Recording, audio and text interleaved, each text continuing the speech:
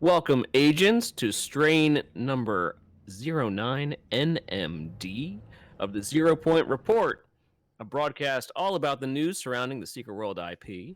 Today is Thursday, November 14th, 2019. Now I'm your host for this evening, Ocho. With me tonight, we have Jimmy the Rabbit. Ew. Hey, Jimmy, how are you? Doing good, doing good. Always good to hear. And we have Ember. Good morning. Okay. It's 8 a.m. somewhere. Yeah, it's morning somewhere. It's the opposite to 5 o'clock somewhere. I mean, we're going local for our our Australian friends, right? Yeah. I was gonna say that would be it'd be morning and relatively almost Australia, Yeah. See, New Zealand. something like that, The Kiwis. right? New Zealand, where Olivia is from. Yeah. That's spoiler number one. We're gonna have a very spoilery episode tonight. By the way, if you have not played Moons of Madness yet, just an FYI, we are going to be discussing it. Cover We're your going to be ears. discussing it, right? But it's been 3 weeks since it's been out, so I mean, it's fair. It's fair to talk about spoilers now. So tough shit. Yeah, it's like within the first week, and the way that I always see it is when it comes to spoilers, within the first week or so, if someone spoils it to you within the first couple of days or within the first week, it's like it's kind of on them because it just came out.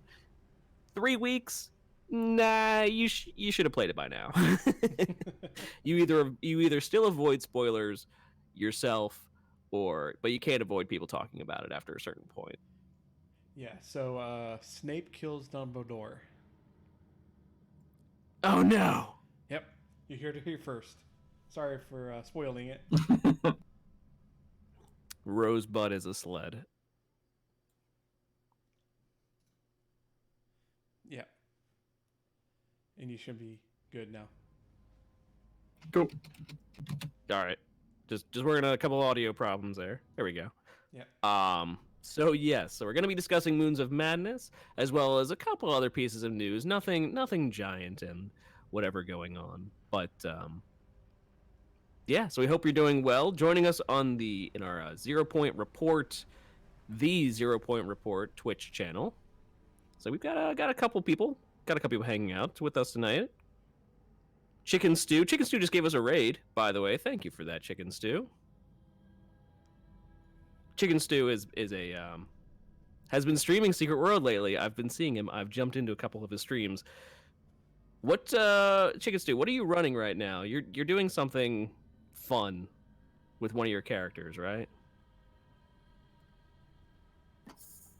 Yeah, he's on his elite only run through. Oh, he's He finished his basic only run through. he's doing a run where he only attacks with his elite ability, and that's it.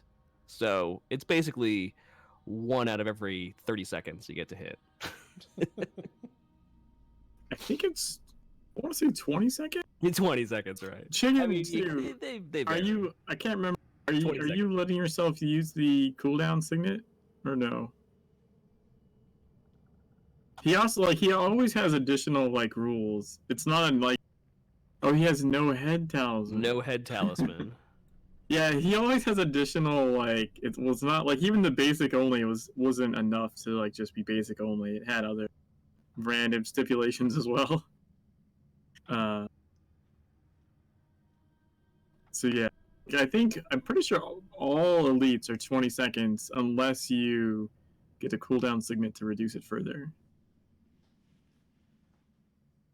So you and Jimmy, you're of a like mind there. Yeah. Let's try to play the game as as broken as we can. We both found out for both his basic playthrough and my reflex playthrough that Akhenaten is the worst. The issue in the game. Bar none, we both have PTSD from Akhenaten. Is it just because the fight itself is such a kind of a mechanic heavy fight?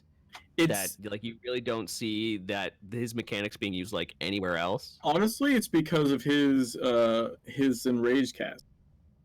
So when he has 10% health left, he stops fighting, which, by the way, for a reflect character is like It's not good. It's awful. He stops attacking when he hits 10% health and starts convulsing, which is basically a timed detonation cast, and when it finishes, he just explodes and you die. Right? So it's a fairly long cast, so the idea is you have that amount of time to kill him before you die. A Now, DPS race at the end of the fight, yeah. Yeah. Now, if you're remotely wearing gear or using abilities, it's not a problem. When he has 10% health left, you can like that cast is way long enough. There's plenty of padding. Like no one normally at that level should have any issue, or probably even notices that it isn't enraged. Right? You just keep hitting him, and then he falls over, and you. However, for Chicken Sue's basic only, right? He's just hitting it with the sword basic. Swing, swing. Like praying to God for crits, and hoping that he can kill him before the end. The Chicken says it was only like 10 to 12k health. It's not a lot of health left at that point. Like it's not a big deal for normal, but for a basic only character, it was super rough. Like he basically had RNG get crit. For me, I had to come up with The help, character, okay. by the way, from Chicken Stew and Leah. Like people have helped contribute ideas throughout the pacifist run for like things that I could do but the goal, the concept was you can use chaos, you can use immutable through his normal giant AoE he does that normally you run across the bridges to. You can just use immutable and stand in it, and with the passive for it, that will generate you paradoxes, and it hits you for so much health that you basically get full paradoxes, right? Your proc an effect when immutable ends, because it'll give you a full 8 paradoxes in proc an effect. So for a reflect only character, once he locks at 10%, like for one, you have to time it so like you get one last AoE cast in before he locks, and then after he locks, your mutable expires. You proc your paradoxes, and you pray to God you get doppelganger procs that attack him for you, as opposed to like a buff to you, and then you watch yourself die. Or the boss that we're talking about is just for those who don't know, just for those who are not aware. The boss that we're talking about is the boss that's at the end of the Egypt zone, Akhenaten. Yes, correct. And the fight that Akhenaten, and basically you go through is one where he kills you on purpose, like you die and you resurrect yourselves through statues, and he has very large sweeping long cast area of effects that you have to run away from, and it's supposed to be a tough fight just in and of itself, but not completely unwinnable. No, and definitely once you've made it to that point, when he finally convulses, it should be fine. For like I said, for anyone else, if you've made it that far, you just keep smacking him. And the character that you made is specifically one that does not attack anybody. It's a pacifistic character, so it only damages opponents through reflect and through your generated NPCs, basically. Right, correct. So it's a problem. So damaging him is kind damaging him once he locks is basically, initially I was like, I don't even know how the hell I'm going to do this, because I can't do anything. What am I gonna do? It's like once he stops attacking, it's like Yeah, I'm gonna sit here and die because I can't do anything. So then I had to actually go grind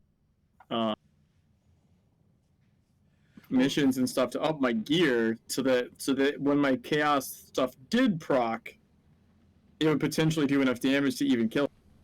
Because I made a highlight clip of the many, it was like 35 attempts on him. And there was like one point where I got him to 1% health, and then my procs went away.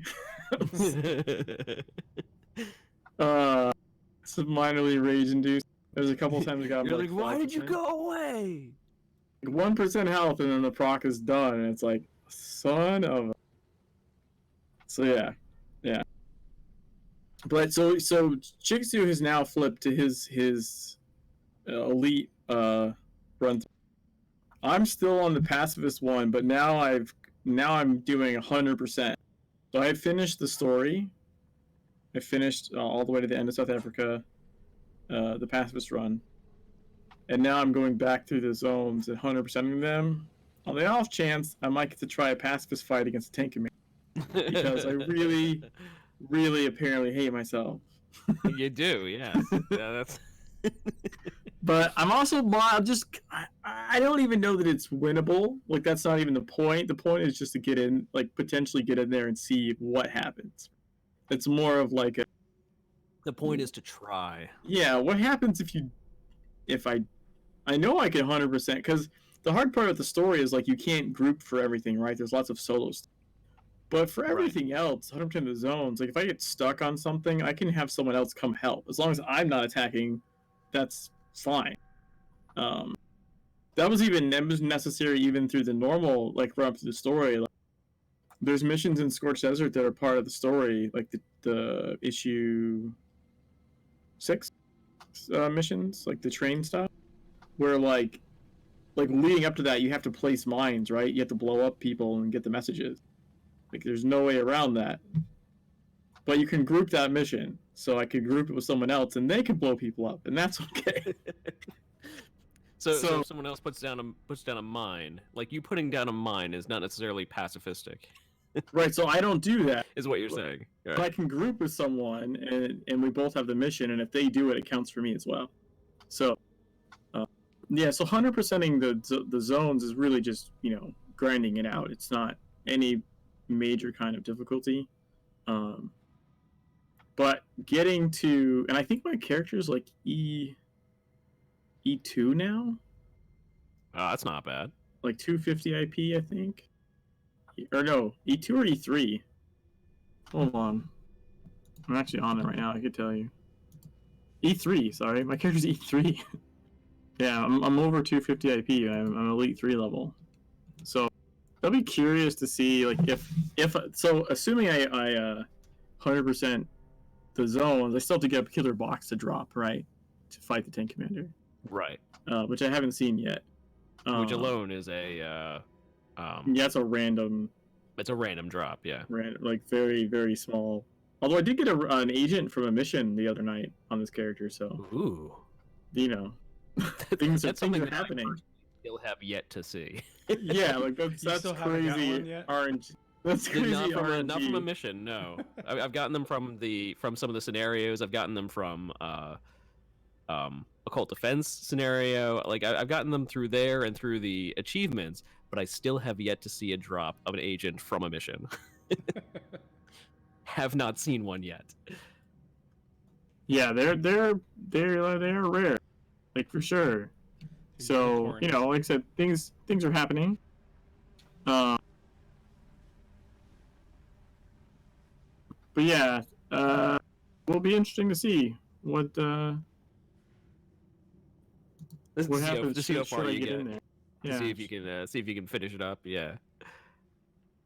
That's always well. That was the whole point of your one IP character, right? Was basically to see exactly what would happen during the tank commander fight, which is a fight that is supposed to level up to your highest IP. Yeah, your highest recorded IP, correct? Yeah, Right, that was so the whole it's point of supposed that guy. So you wanted to basically hit it with the absolute minimum IP that you could, just to see what would happen. Just to see if you wouldn't just walk in and just be like, sneeze at him and he'd fall over. Exactly. And no, that did not actually happen, right? When you hit him with the went in there with the one IP character, he was a little more difficult than that. So the issue there was his it was more his damage on because he has piercing damage. So like he'll do. So at 1 IP scaled, his normal hits were like 100 damage, no big deal. But his piercing damage was like 1,200 damage. Oh no. So And I feel like the piercing is pretty overwhelming. I feel like it's a tad bit unnecessary. Like, why is he hitting for 10 times his normal amount randomly? just also quite possibly because they didn't anticipate anyone coming in with 1 IP. That was it's meant to be a teeny bit higher. Teeny bit higher. No one fight. expects the Spanish Inquisition. Yeah, no That's one right. expected a Jimmy. Like, what is he doing? Oh no. It's like, well, let's just see it play out. Let's see what happens. Yeah, but you all did the end up beating engineers him. there and the devs are like just like fiercely taking I, down notes. I have to assume someone face palmed, assuming they heard about it. I think Andy was vaguely aware, but yeah, I would have to assume that someone somewhere if they were aware of it, face palmed pretty hard. They're like, really? They would have to, basically. What the They're fuck like, there's an is wrong entire with you? part of our game that's based on gear, and you're like, what gear? Who needs gear? I don't need gear. Yeah, I you don't need Steve's talismans. You don't need gear. Come on now. What do you need talismans for? Nah, your Nothing. abilities are fine. What made that one easy is at the time that was during the anniversary event? Yeah, so what made it more like it would have been still possible, just would have taken longer. What made it more possible? The anniversary, the hourly mission, and the Hatekeeper raid both gave you like 10,000 XP when you completed that. Which helped you to level up significantly so that Yeah, and so it doesn't affect. Well, it affects your level, but more importantly than even the level, because you cap at 50, right? But more importantly is I could get capstone. all the capstone, all the passives. Yeah, so I got the stuff I needed, and then just straight up went for capstones as quick as possible, because that adds attack rating, right? It adds attack rating, heal rating, something else. So like, yeah, grabbing all like the hit passives I could, crit passives I could, crit power passives. Literally, no gear, but like every passive under the sun I could try and get a hold of, and every capstone that ups your attack rating I can get a hold of. Which also kind of shows that basically if you even have all the gear, or you've got like a pretty good level of gear, but you don't have all of that already unlocked, You're missing a lot. you're missing a lot. Yeah, Yeah. you're still not doing as much damage as you could be, like on the same level. Foxy. That the passives and the whatnot from SP from your SP and AP are just as important as your gear is. Yes. So that's That is what correct. I found interesting I'm from that. minorly calling out one of my club members there. There's some people like that have like reached E10 stat, got their gear max, and still haven't bothered to get their capstone. Get the capstones. That's pretty much where I'm at too. I mean, let's not be. In the original Secret World, we had the you filled out the circle. You filled out the I forget the name off the top of my head, but you filled that out and you got the suit and you got the Well, you have the ability wheel, right? ability wheel. That's it. Yeah. And then you still had other places you could dump stuff. You could do like the ox stuff. Had augments. The augment. Yeah. Augment. Yeah. That was an interesting system they threw in there. Yeah. Augments was literally just another vertical progression system because they needed vertical progression, but they designed a game without it intentionally. The whole, it's levelless, which isn't. We don't true. have any levels, which is not true. Which is not true. Yeah, at all it's from the not beginning. true. It's pretty obvious from the jump that it's not really true. How do you have missions that are harder than others if things don't have levels? Of course, there's levels. They're just disguised, and that definitely caused them some problem. But so augments was one of the things that like let you dump AP into stuff. I think it was AP. Yeah, is it your AP? Yeah. And then SP was like for the skill point, like your weapon trees and stuff. And then eventually like your Aegis skill tree, when that was a thing. I would say when they threw in the Aegis system, and that was another way of just getting people all on the same page again and having some system. But yeah, that And again, that was their issue too. Is whatever content they would have created after that, they would have had to have created basically a similar system for every single time.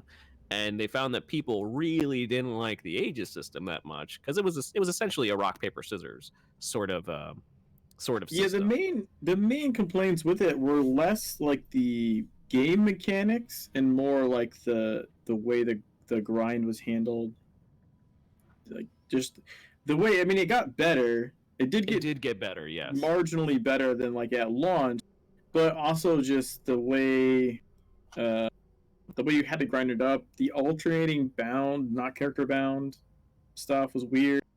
It caused weird patterns of like running content. You know, like if you can sell or trade, you know, what was it, Mark II kits, I think, but you couldn't do that with Mark III kits. Those were character bound, which caused like weird economy shifts and even like dungeon shifts because you know you run these dungeons with people to get shit to sell, but then this other one, like once you've maxed yourself out, there's no point in running it except to help a friend get theirs because it's all character bound stuff.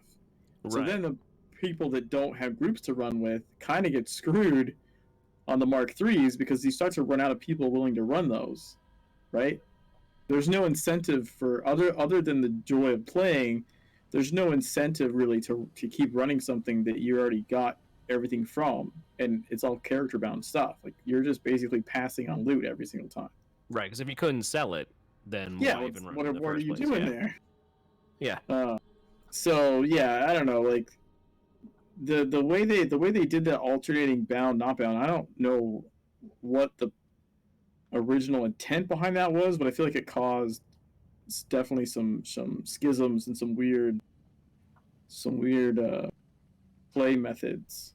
You know, people would farm like the first dungeon, but only the first couple of bosses, like over and over again, just for the kits to sell. They wouldn't even do the whole dungeon. They would just farm like the first two bosses, like nonstop.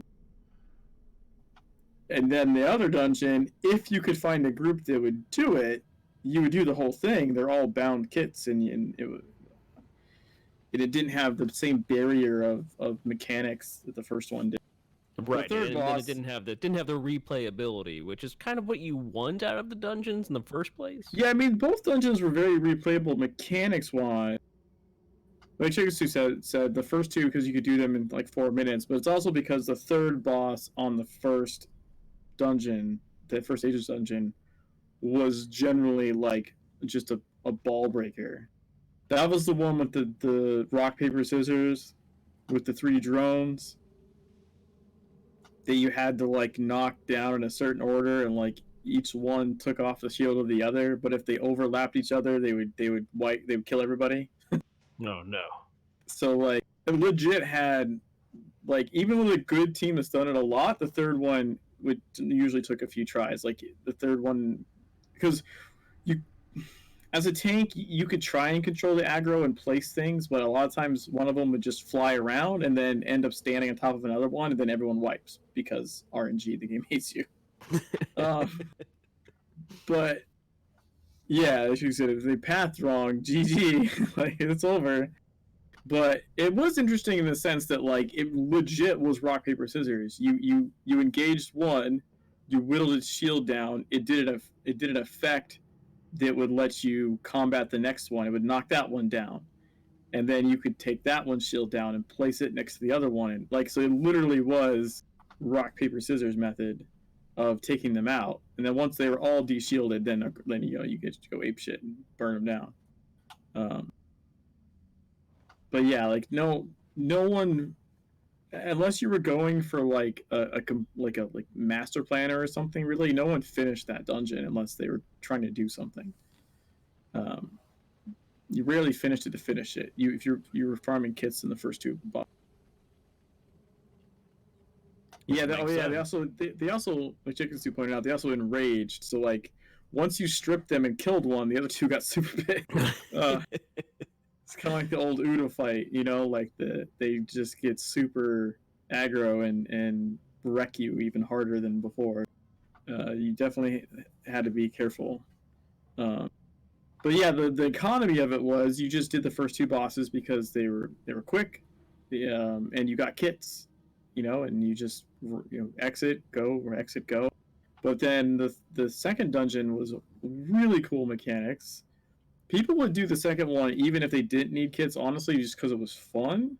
At least some people. But like you can't rely on that as incentive for like your player base to do something. You know what I mean? No, You no. can't Just just because say something like is it's fun, yeah. fun. It needs to have a reward. If all the rewards are character bound, eventually you don't need them anymore. And then the only reason we're running is because we're running guildmates through, you know, Cavallis through that need.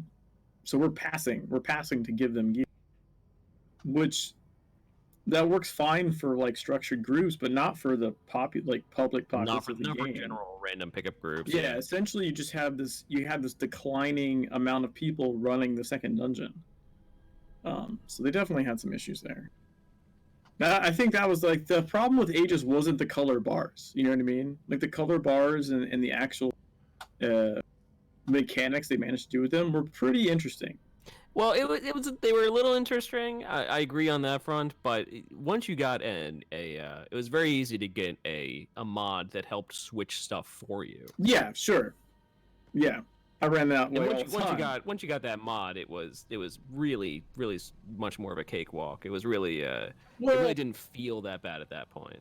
right, but I guess what I'm referring to is specifically like the dungeons had like mechanics that use the bars other than you just swapping. Right?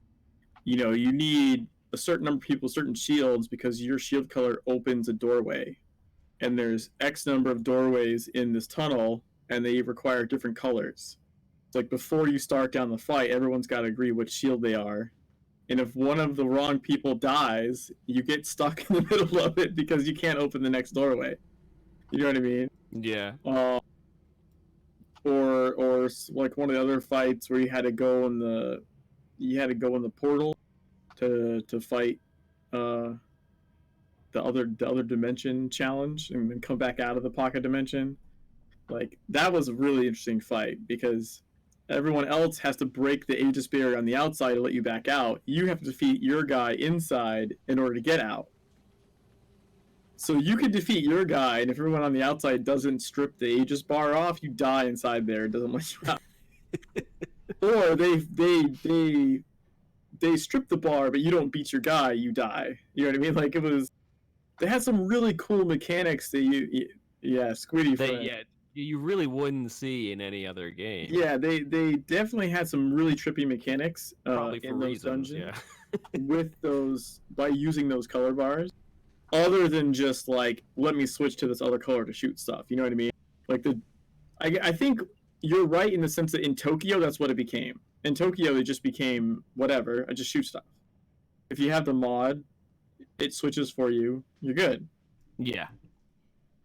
But the dungeons definitely had mechanics keyed to the colors that you had to do stuff. You know, the second fight in the first dungeon with the tank in the middle, and you have to go beat your certain colored tower and then stand in certain spots, and that was a whole like complicated dance, if you will, uh, that was like color related. So yeah, I mean, I don't know, like I didn't have a problem with the way they used that stuff, but the grind for it, like the grind to up its levels and the way they made random stuff bound and not bound was definitely a problem. It was, yes, and eventually they did kind of come out with a patch that really eased that grinding. Maybe because they found that many people were just like, like they hit the grind and they're like, nope, this doesn't seem Yeah, worth it. they did make it a bit easier. They still had the bound issue, but they did actually make it a bit easier to get it going for sure. Uh, and to be fair, it wasn't like super necessary to grind it up to do No, it content. wasn't. Yeah. But it was just one of those things that people like see it and they're like, oh, I need to up this, and then it's like, what the hell? I have to run every Kaiden mission every day for like 3 months straight to get this anywhere near. It was too much. But it was their version of vertical progression. But it was all lumped into one zone. But it was one zone, right? Yeah. Like that's the sort of vertical progression you'd have for like, I don't know, a couple. So of in Legends, or... we can go to legendary gear, right? It takes a long time to do enough content to get full legendary 70 every. But you can do everything in the game to do it. To get it, yeah. Right, you're not just trapped in Tokyo doing endless grinds of the exact same thing. No, you can do endless dungeons, grinds you of can do lots of other scenarios, stuff. You can do, yeah. But yeah, like it's one of those things where it just felt like a much worse grind, I think, because of that. I mean, they definitely said like they made a whoopsie there. Yeah. Whoops. I actually really like in Legends the approach to Aegis and like it has more story. I feel like it has more story behind Aegis than it ever did in the Secret World. From the extra tower floor that goes over it. Oh yeah. Like they actually made it. Because I don't think that was the case. I don't remember that being the case in the original. But in Legend, it's an Orochi whoopsie. Yeah, we were screwing around with empowering the filth and accidentally gave all the shit Aegis shield. Right, and accidentally charged all the ghosts and all the robots and all the... Like, they were purposely demons. experimenting, and then, like, their shit got out of hand. Like, that's what happened in Legends. So I don't think that was... Because if you recall, in the original game, everything had Aegis in Tokyo. Yep. There was nothing that didn't have Aegis. So it was like, so in Legends that's not the case. In Legends it's a specific subset that got Aegis, and it's an Orochi experiment gone wrong. And they actually have like more lore and like story behind it.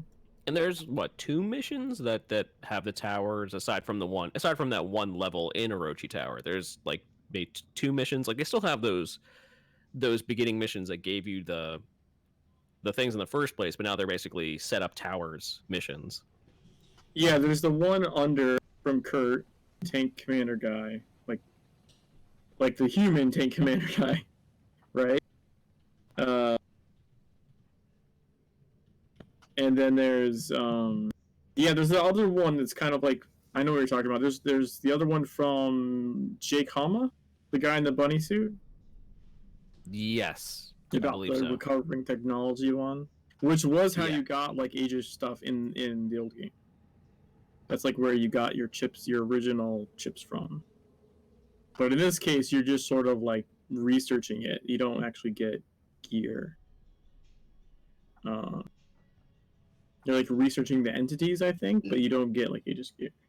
It was basically a way for them to still have those missions because they were fun missions. They were still cool missions, but not having the actual not having the actual Aegis there to level up as you go. But we do have some news tonight to share. Not a lot of news, but just enough that if you're logging into the game, and we do suggest you do so within the next week or so, that you will see 2 items that have been delivered. It's due to the long downtime that they had earlier today.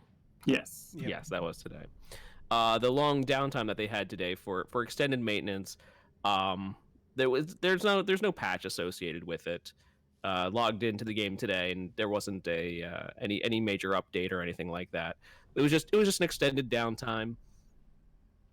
And but for the extended downtime, they're giving everybody for the inconvenience. They're giving everybody the pair of gravity skates from Secret World, which we were discussing this earlier. That the gravity skates were not difficult to achieve in Secret World, but it was a very limited time item. Yeah, it was like you had to be playing the game for that month, and you had to do 35 challenges in that month to get them. Right, which wasn't so hard to do. The Doom board is what was the hard one. Yeah, well, Because for a you lot, gotta like, do everything. it wasn't Yes. difficult for me. Oh. right, it wasn't difficult for someone who You basically had did. like I all the was done content before the already. month was up, but not everyone did everything every day. Yeah, didn't you you have to know, like under 30 days, or you had a month to do it? you had 30 days for 70 challenges for the Doom board, Yeah. and so they have to for Gravity Skate. Yeah, so there's a certain you point can where if you started like a week late, it was almost like, oh my god, can I actually do this? Like, Well, you can do 50 challenges in a week at least, right? If you do everything every day and your weeklies every week, it's like 50 challenges or 55 challenges. So if you That do was that, also a lot if of you were like varied me, content. you were halfway through the month and already had your Doom board. right. Yeah. But if you for those of weren't- us who weren't as into PvP, or for those of us who weren't into running dungeons as much, it was a little more challenging to get. There was a lot more of you had to do the solo dailies, but then you still had to go outside of your comfort zone, and you still had to PvP, and you still had to run dungeons, and you still had to just in order to make it. Yeah, I saw you like scenarios, because scenarios was a challenge as well. Yeah, there was more challenges in the old game that as far as that goes. I was like, but yeah, if you log in today, if you log in in the next week or so, you could pick up the gravity skates. They're just part of the delivered items, as well as a cache key to everybody as well. Although the cache key seems to be having issues. Yeah, They didn't it's, quite deliver that to disabled everybody yet. until tomorrow. It's like, so if you log in the next week, you will get a free cache key, even if you are a non-subscribing player, which is always good. Open up one of the loot boxes you end up picking up. Which is good. I mean, it's a nice compensation for downtime. Yeah, I mean, honestly, I was super surprised considering that Gravity Skates were a TSW exclusive from a 1 month limited event. To give everyone on the server Gravity Skates for a downtime is pretty awesome. It's pretty nice, and they are one of the sprints that I've always enjoyed. Like, they've always stayed as one of my top sprints. You can plank with them.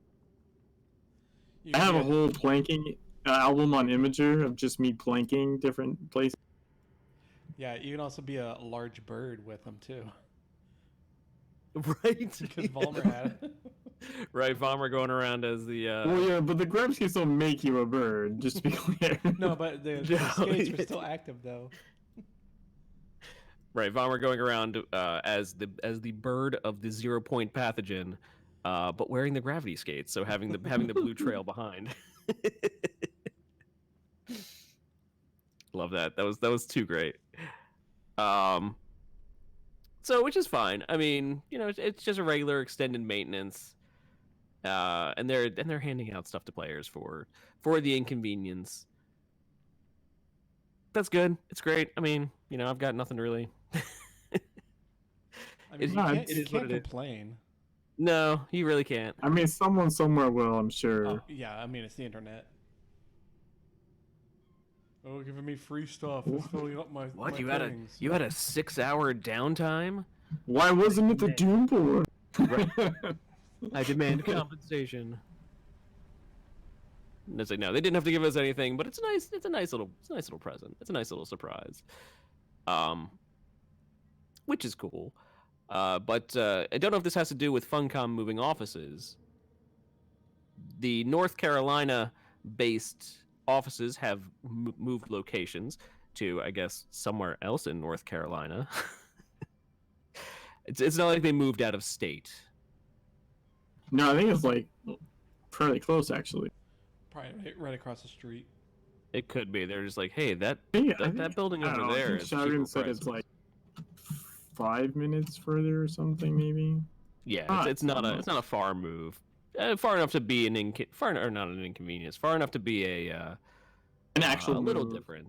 An actual move, right? They still have to move all the equipment, and they still got to move all the whatnot and set up the offices, and You know, that in of itself is a big thing to do. But yeah, not too far away from where they were. But that's cool. New offices, always fun to see.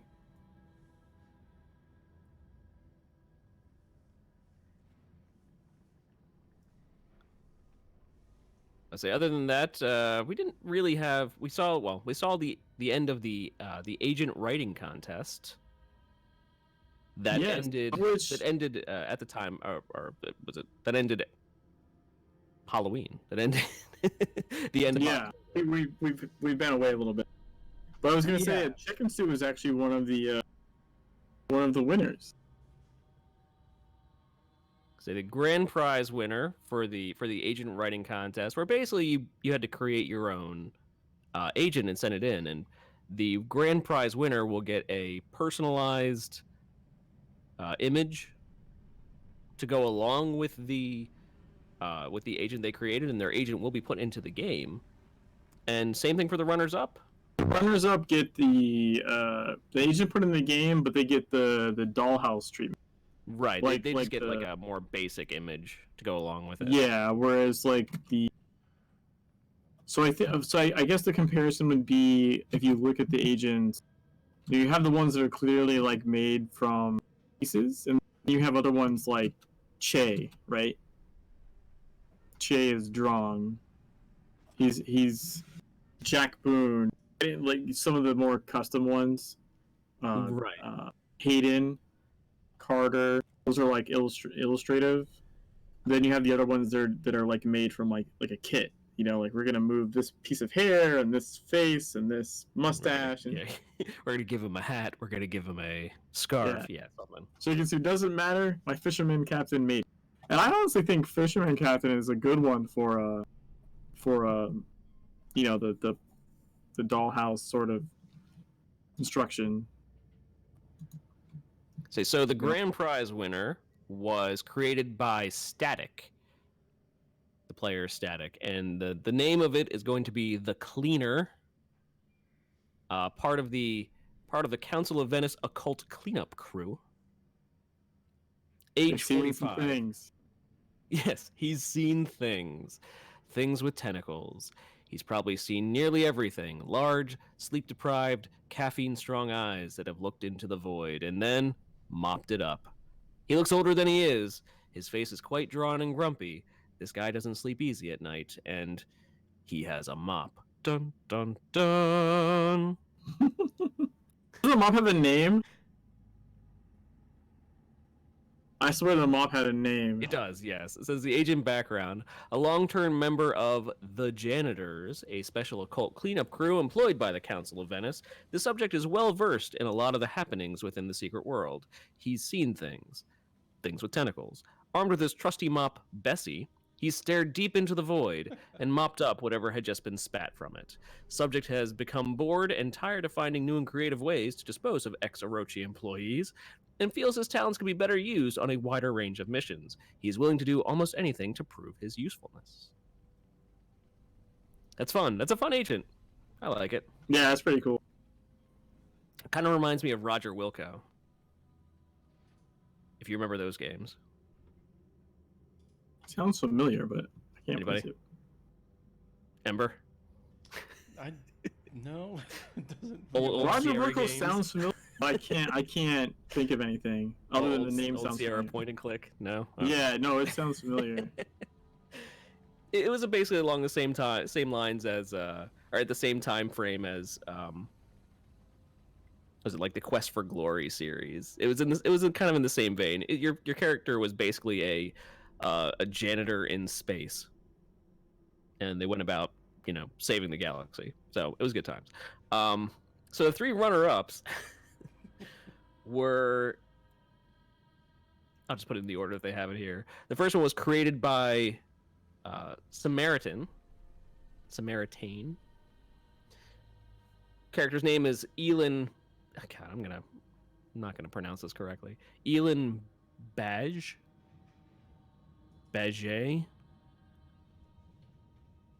A banking intern, human, 22 years old, a young woman with blonde hair and a proper page boy haircut, always puts on smart rectangular glasses and a winning smile, impeccably dressed in the standard Bartleby and Daughters Banking Company uniform with a white shirt, black sweater vest, and blue trousers, often seen with jewelry, pendant, or earring, incorporating a ram symbol reminiscent of the B&D logo and her surname, has also been spotted speaking into some form of high-tech one-ear headset. So then we have created by P-Dubs, character Raina Cater, a spy infiltrator, human, late 30s. They have a tawny complexion and hazel green eyes. They have black hair, usually kept up in a simple knot. They have an androgynous appearance with a well-defined bone structure that is covered by a half mask over the bottom half of their face. They're still... No, and they still wear... this is there still. They still wear the purple uniform of a Phoenician operative. So that one's an ex-Phoenician agent, but that's kind of fun. And then the last one, created by Chicken Stew, Walter Malone, captain, fisherman, human, 45 years old, a grizzled-looking fisherman. Subject was one born of the sea, figuratively speaking. Always found the shore and ocean more like home than anywhere else. Captains a vessel called the Sea Sloth, where he spends much of his leisure time at sea fishing. Definitely one of wit and intelligence, and not to be underestimated just by his looks. If it needs doing, then he will get it done one way or another. Subject also has a sly tongue and can bargain with just about anyone. Beware if he approaches you saying, "Fish for sale."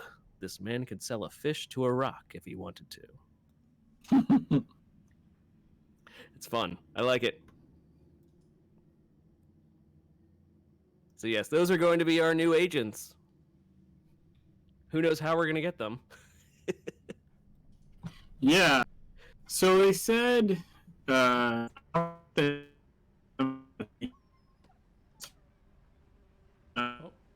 you're breaking up there, Jimmy.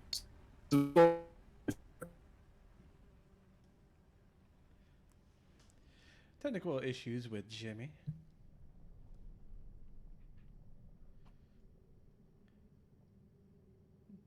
All right, try again.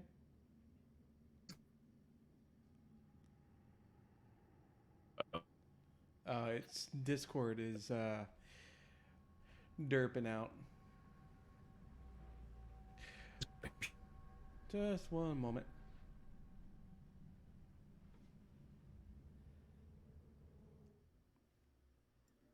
Testing. 1, 2. Testing. You guys Okay. good now? Yeah, we're Oh, good. yeah. We're good. Okay.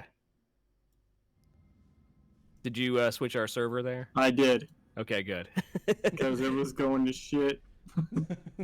Yeah, I saw the red bars. I'm like, oh no. Yeah, we all started losing it there. Well, I switched to it last time that happened, right? So we were still on the one from the last time. So now we're just back to the one we were originally on. We gotta go back and forth. Right. The secret is that you just you switch your server through Discord, and usually it fixes things pretty instantly. Yeah, it's just that section that's having issues or something. It happens, but yeah. So where do we think we're gonna get these agents from? Oh, so what I was saying was that I don't know about where, but as far as when, they said at the earliest late November, which I feel like you can fairly easily translate to most likely December. Yes. I feel like Early to mid December, maybe. Hopefully Probably thrown it's- in with the update to the for the Christmas event. yeah, that would make sense actually.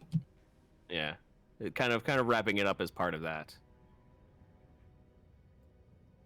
So, which we haven't heard word of, but I mean, it is only mid-November, Yeah.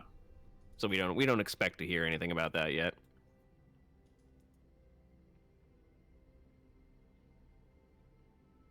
Yeah, I wouldn't. And then do we have up the agent for the screenshot winners yet? The who to what now? The what? The screenshot winners? I don't have a thing up for that yet. Oh,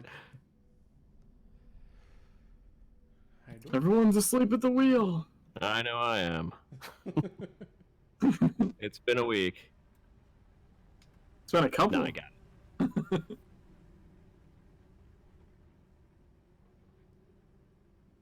Yeah, The there winner was for I screenshots. mean we can let's do all of them anyway because I see a couple of names here. So they had a screenshot contest as well, which was just basically submit a spooky screenshot, and if they determined that yours was the spookiest for any of the Funcom properties, that that you won.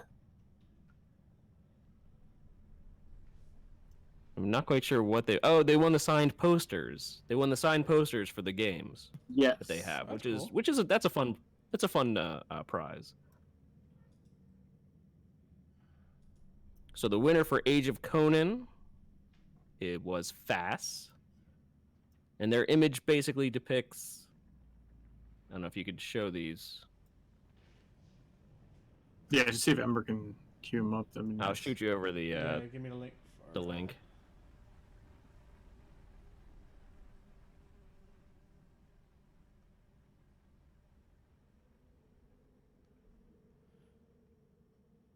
Put it into our Twitch chat there.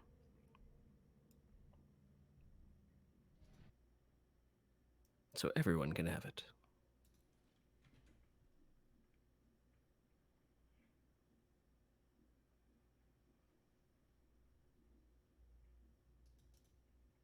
You got it? Yep. I was just gonna.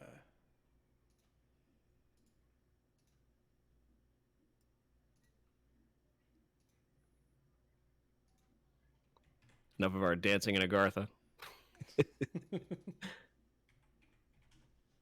those sick moves. You've just added a browser source.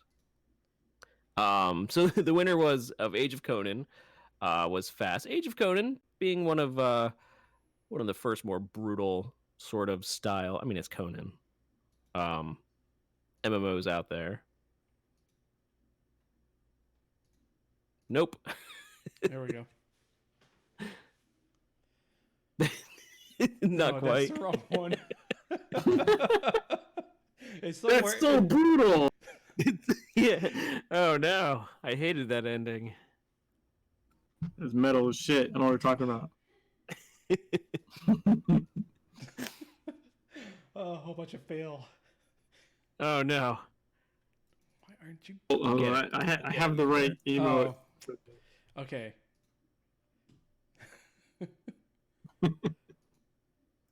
All those boxes, so brutal. Well, it's somewhere in there.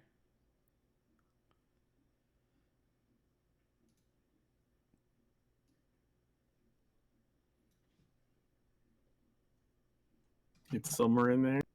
Yeah, top men are working on it. That's what she said. There you go. There you go. You walked right into that one. So the first winner was of Age of Conan Fast. It shows people hanging from hooks. Generally, Halloween themed. Bit of fire there in the background. Very creepy.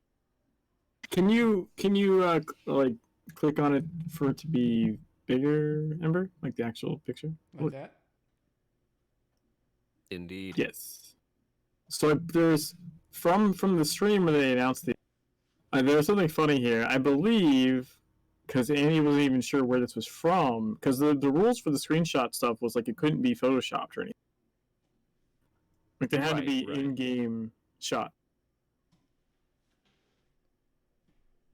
Yeah, that's a little Photoshop, I believe. It's not. But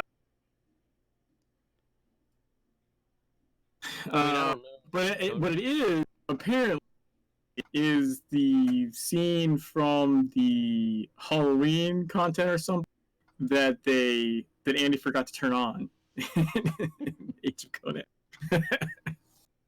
Okay. So I remember on the dev stream, Andy was like, "I can't place where this is," and the person that submitted it was in Twitch and was like, "Yeah, it's that thing you forgot to turn on." Be like, this is from the event last year.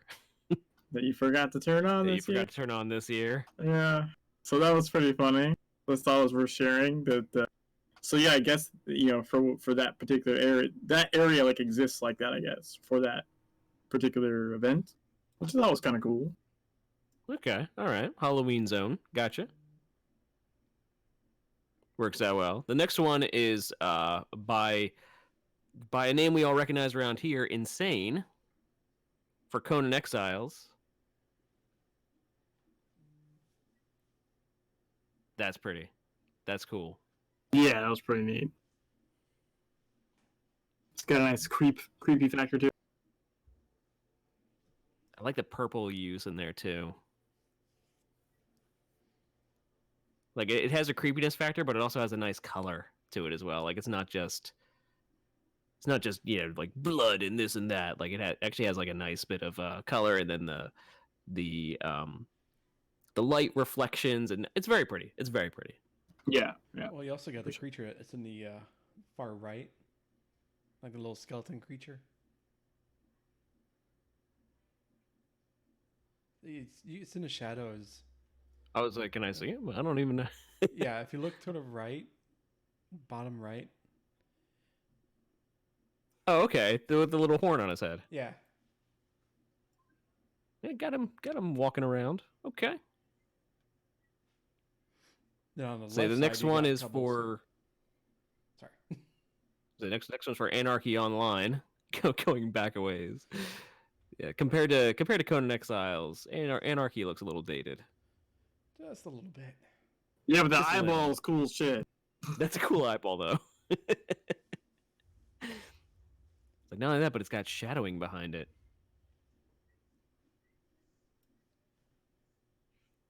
So that's about as spooky as you can get Oh, for Anarchy there's a Online. skeleton on the ground too on the left.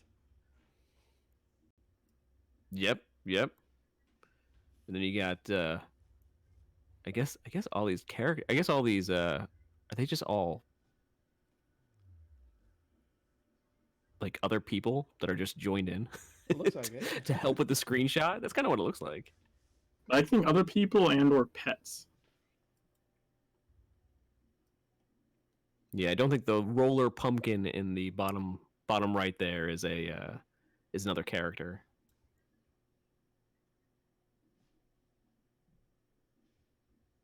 You don't know his life. I don't know. It could be. That's one of the MMOs I have not played, Anarchy Online. I never could, gotten. I think I installed it eons ago, played for about 5 minutes, and then uninstalled it. Yeah, that was me with EverQuest, which was kind of around the same time period. And I was like, nope. Even though EverQuest is still going on, EverQuest is on like expansion 25 or something ridiculous like that. Like they're still going. Yeah. You know, I actually saw Zoom. Zoom plays and streams Secret Legends. I actually saw Zoom like a week ago or something was streaming Anarchy Online. Nice. I had not. I did have some, I guess. They did some minor graphic revisions to it. I think when they, because didn't it release on Steam like last year or this year? It did. Yeah, Pretty not too long recently. ago.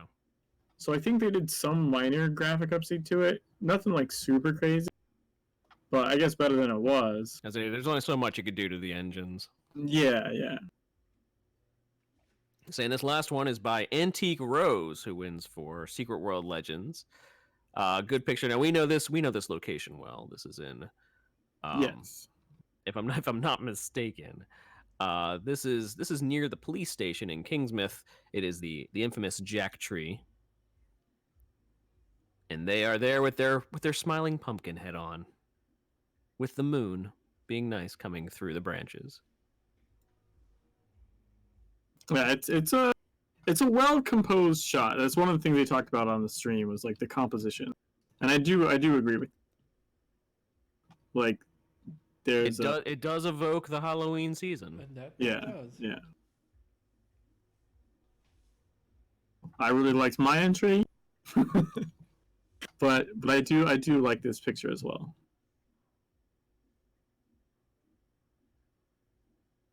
Say, is yours attached further down? No, there's a forum thread. I can give it to you though. So I'd like to see yours. Give me a sec, I'll grab it.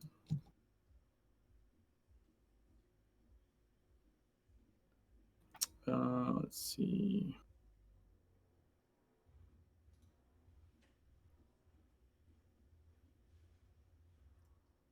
Drag it into Discord here. I was like, even after we reported on it, it then slipped my mind, so I didn't enter any screenshot.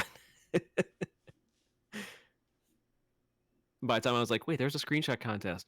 Wait, oh no, it's November 1st. Never mind. There you go, Ember. I threw it in Discord. All right.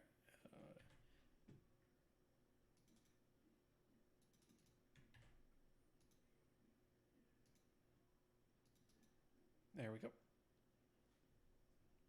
Okay. You got the Gaki there hanging over your shoulder. Yeah, the jockey by the car. Yeah, it's in the car park. And of course, one of the Those freaky things. one of the scariest parts of the game. I remember when that first came out, and everyone was like, "Oh, have you reached the car park yet?" Like, Yeah, the car no, park. why? Nope. Just trust me. It's a good one.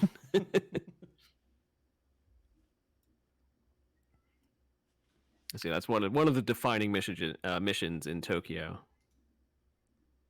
Yeah, and like I'm actually wearing the Gaki shirt. Gaki. It's like if you see it there, it says like "play with me." Play with me. It's got the eye. And that's the green Jin hands and the Ghost Runner sprint. And the fun thing about that mission is, yes, it does have quite the bloom effect down there. Yeah, I didn't. That's the other thing. I didn't like Photoshop that. No, Like, that mission is like that specifically. Yeah. It just has like that weird glow shit from just where the lighting is placed. I guess maybe I don't know. It's it's kind of special to that mission, and there's a couple other missions where it does that too. It kind of has like a Shadowy Forest does weird things to white, particularly like has different like highlighting or something. Whole zone. If you want to see your whites whiter, go take pictures in Shadowy Forest. It's so bleached. I call it Disney. Like I want to say it's the luminosity factor is turned up. Okay. Does that make sense? Have you ever played around with luminosity like in paint programs or something? Like what you're saying is that the Shadowy Forest is just one giant ultraviolet bulb, right? Yeah. Yeah. It's not very shadowy. No. In fact, it's not. I mean, it's most noticeable on white. Like if you're wearing like a white outfit and then you walk in there, you're like, "Holy crap! It looks like I just not only bleached it, but like it just feels like it's shinier somehow." Yeah, The there's back like area of a hot topic in the 90s. There's like a blur. There's almost like a blur to it. That's why I'm saying like luminosity. It's not just that it's like brighter, but it's also like somehow soft. There's like a bright blur to it. But it actually does affect other colors as well. It's just not maybe as immediately noticeable as white. As white, yeah, white sticks out. Yeah, but like I took a screenshot on like the hell horse, like the flaming lava, like in the waterfall, and like that looks completely different than taking a screenshot of that horse anywhere else in the game. Like it really made the fire stuff like pop and like in a completely different way. I want to say there's one other location that like really blew me away when I went in there, and I think it's a level of Orochi Tower that has all the fungus. Oh, the glow in the dark. Yeah, and you get to the middle part of that floor, and it's like they have like the lighting done really well. It's got kind of like that glow effect, but but it only hits in like certain areas, and it's only lighting up certain things, and there's like a mist that's also permeated the room, and it's like it's one of the best screenshots. It's yeah, for sure. It's like one of the most impressive looking rooms in almost the entire game. And that map was not like that in T7. Like the lights were on. Yeah, like I don't remember it being as nice I as ran walking around that and being like, I "Whoa." ran that that level so many times, specifically to farm fungal, like for the 10K achievement back Oh yeah. in UW. So I ran that thing like nonstop, and yeah, the lights were on. It didn't have that. It's so much cooler in Legends. Turning the lights off and making them like glow in the dark was an amazing or I say Yeah, like, inspired choice. Because that's a great choice. Yeah. Yeah, yeah. Like when they announced this contest, that was the first screenshot that shot to mind, and I'm like, no, it's not. It's not Halloween creepy. It's not. Right. Like it's one of the best. It's one of the creepiest that I got, but it's not Halloween creepy. I'm actually trying to find it really quick.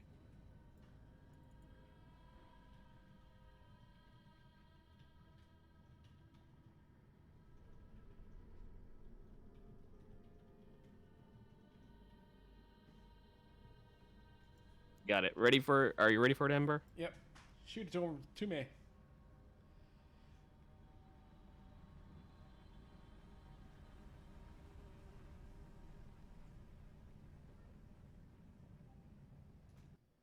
There you go.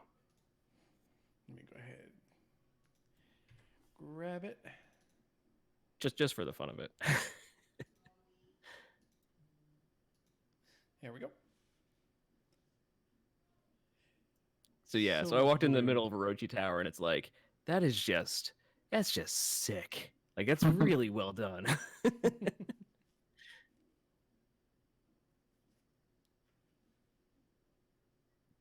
Yeah. So that's one of my seminal screenshots for the game. When I could put one up.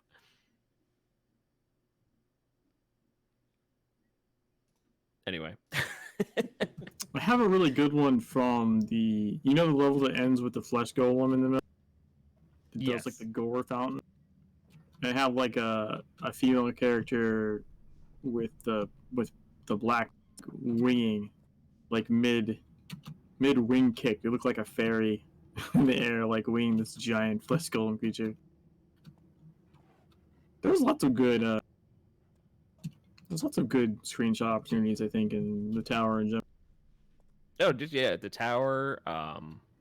Pac-Man, for I guess actually example. Tokyo in general. Yeah. The Pac-Man level. Pac-Man's awesome. I love Pac-Man. It's so great. That was quite the surprise, because you hit on that one by random in TSW, and it's like now you have to go through it. But when you hit that one by random, I was like, what is this? Right? Well, because it doesn't work like the other ones either. Like when you start off, you don't go the same route, right? The tower is always the same path. It's the Orochi symbol set in the hallways.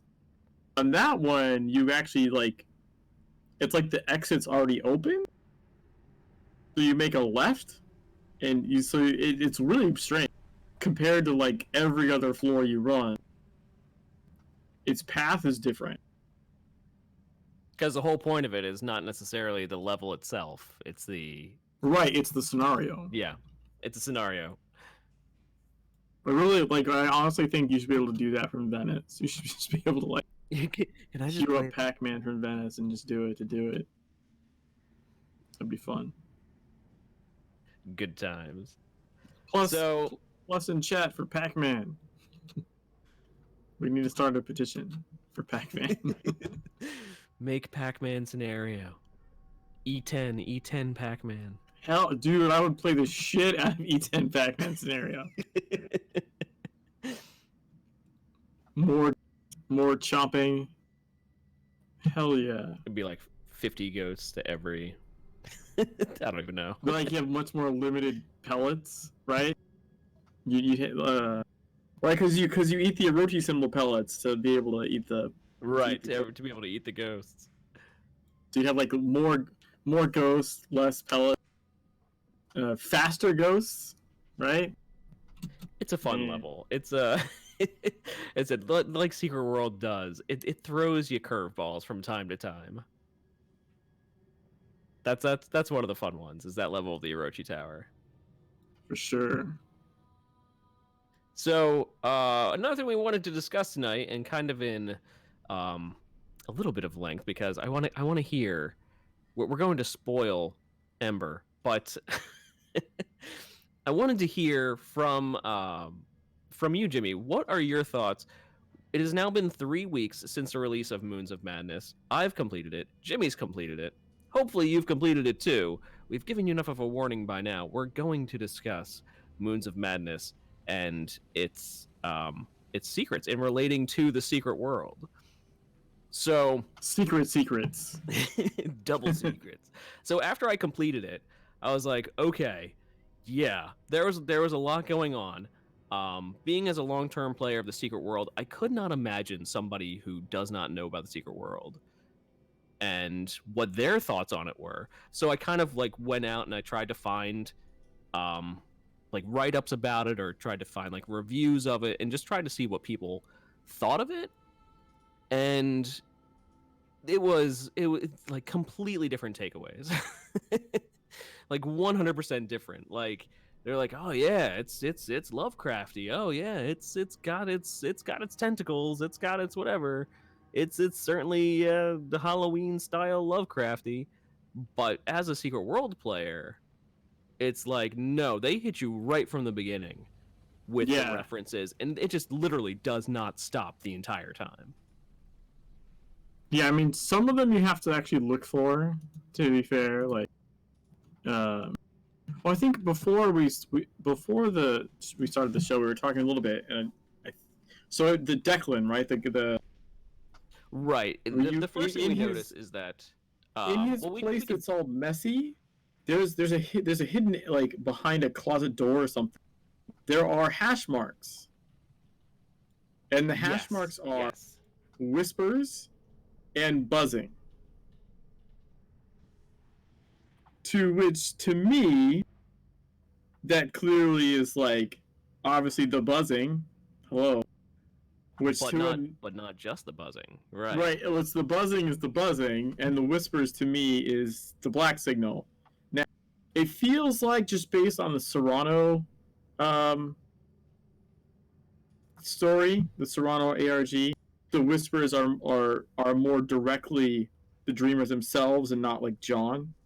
Yeah, because John in Tokyo was more of a, I want to say he basically went a lot more through like electronic devices.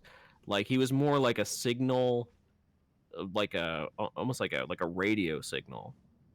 Yeah, but I think the black signal lore was still intended to be like the buzzing, like beamed into your, because, and I'm gonna base this partly on what's her face in the subway, like the, you know what I'm talking about, Sarah. the count Sarah. Uh, Yeah. she says that she hears a voice in her head like the buzzing but different, with an aspartame aftertaste.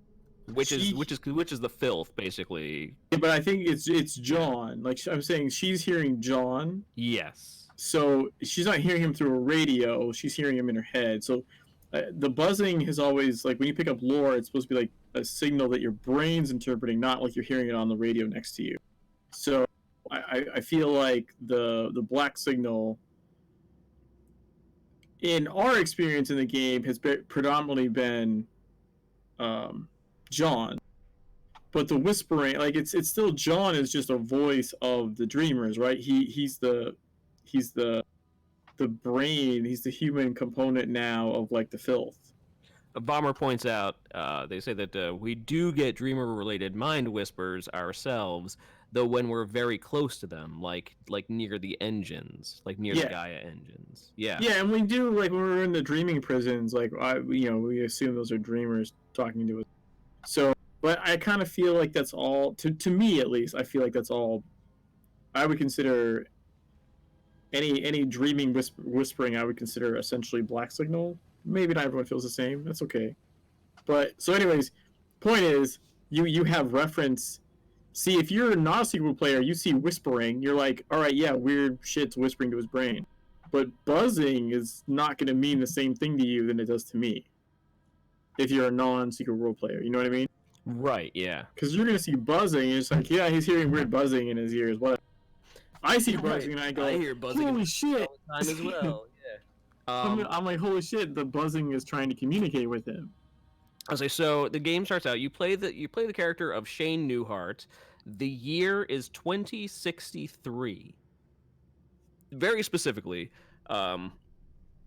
date is around July 13th, 2063. That seems to be when everything starts going to heck on Mars.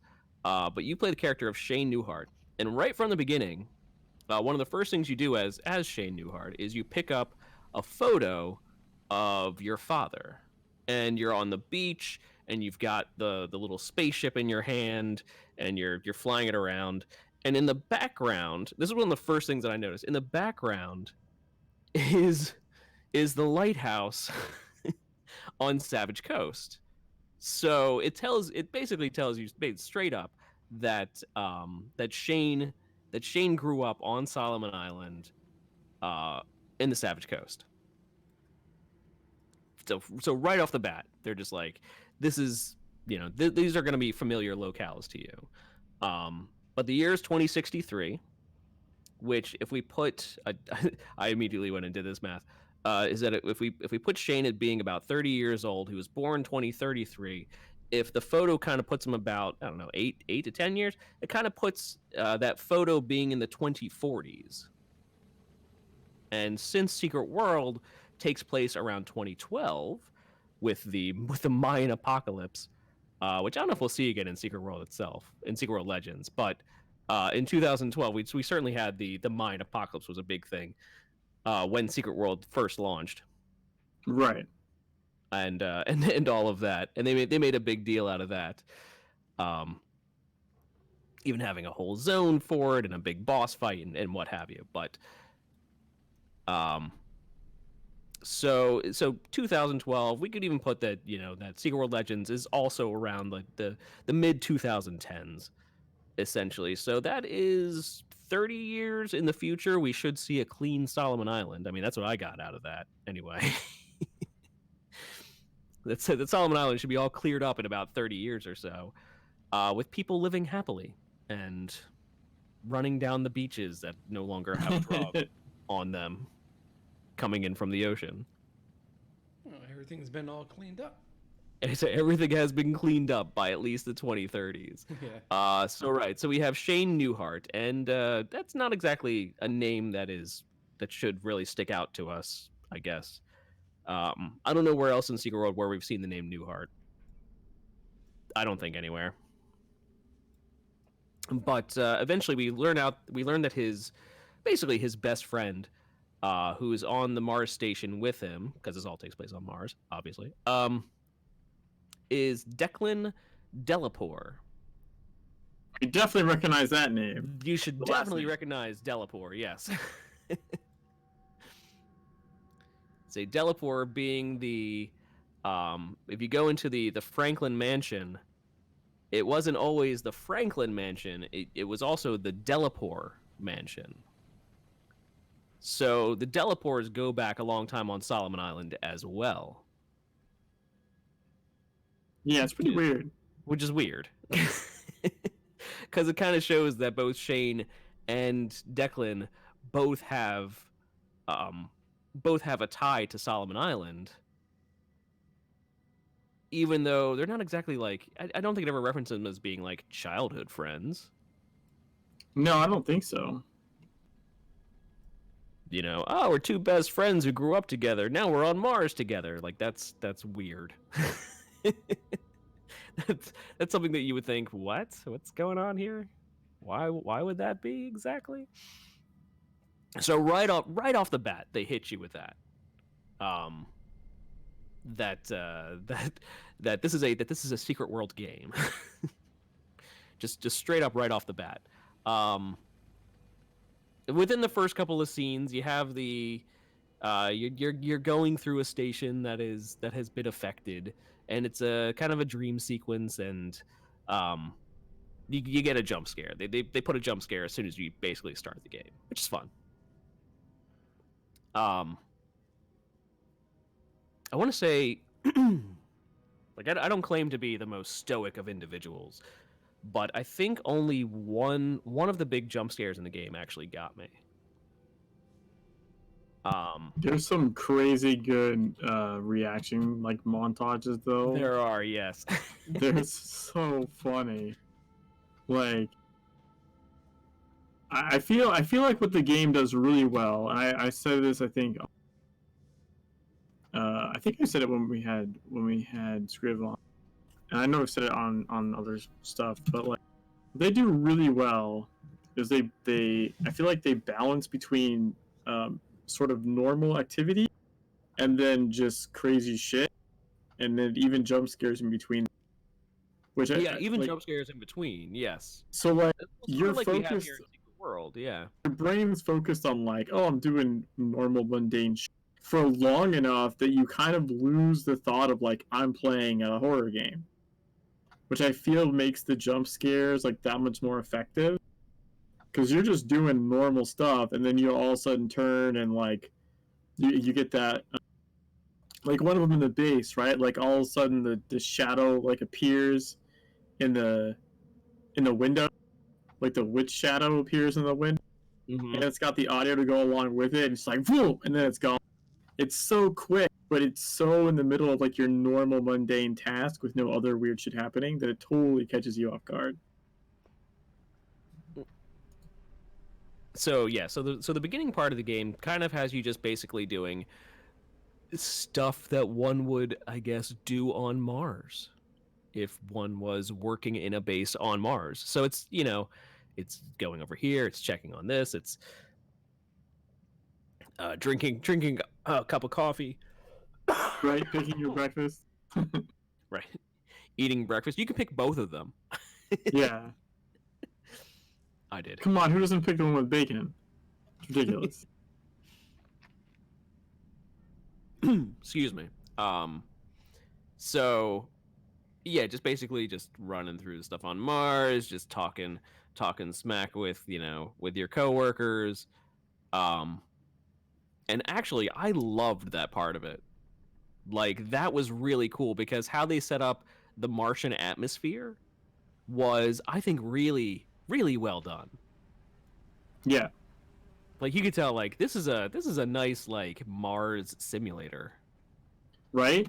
Like I could totally see this being a thing. Like I think they kind of like they nailed the environment. Like yes, it's red. Yes, it's dusty. Of course it is. But it's a red dusty desert that is extremely cold, that is not conducive to humanity. Right. That you can't go anywhere outside of it without like how often would I step out into the atmosphere and just be like, am I at 100%? Am I at 100%? No, I'm not. Well, let me just like 98%. Well, I'm just going to tap up that 2%. Right. Like always refill. Always refill. And how many times I kept running back to be like, oh, I'm down 5%. It's like, well, I was taking my time over there. Well, man, I need to run back and just get a top off just because. I really like the panic refill. Oh, the one where he's kind of like having a hard time.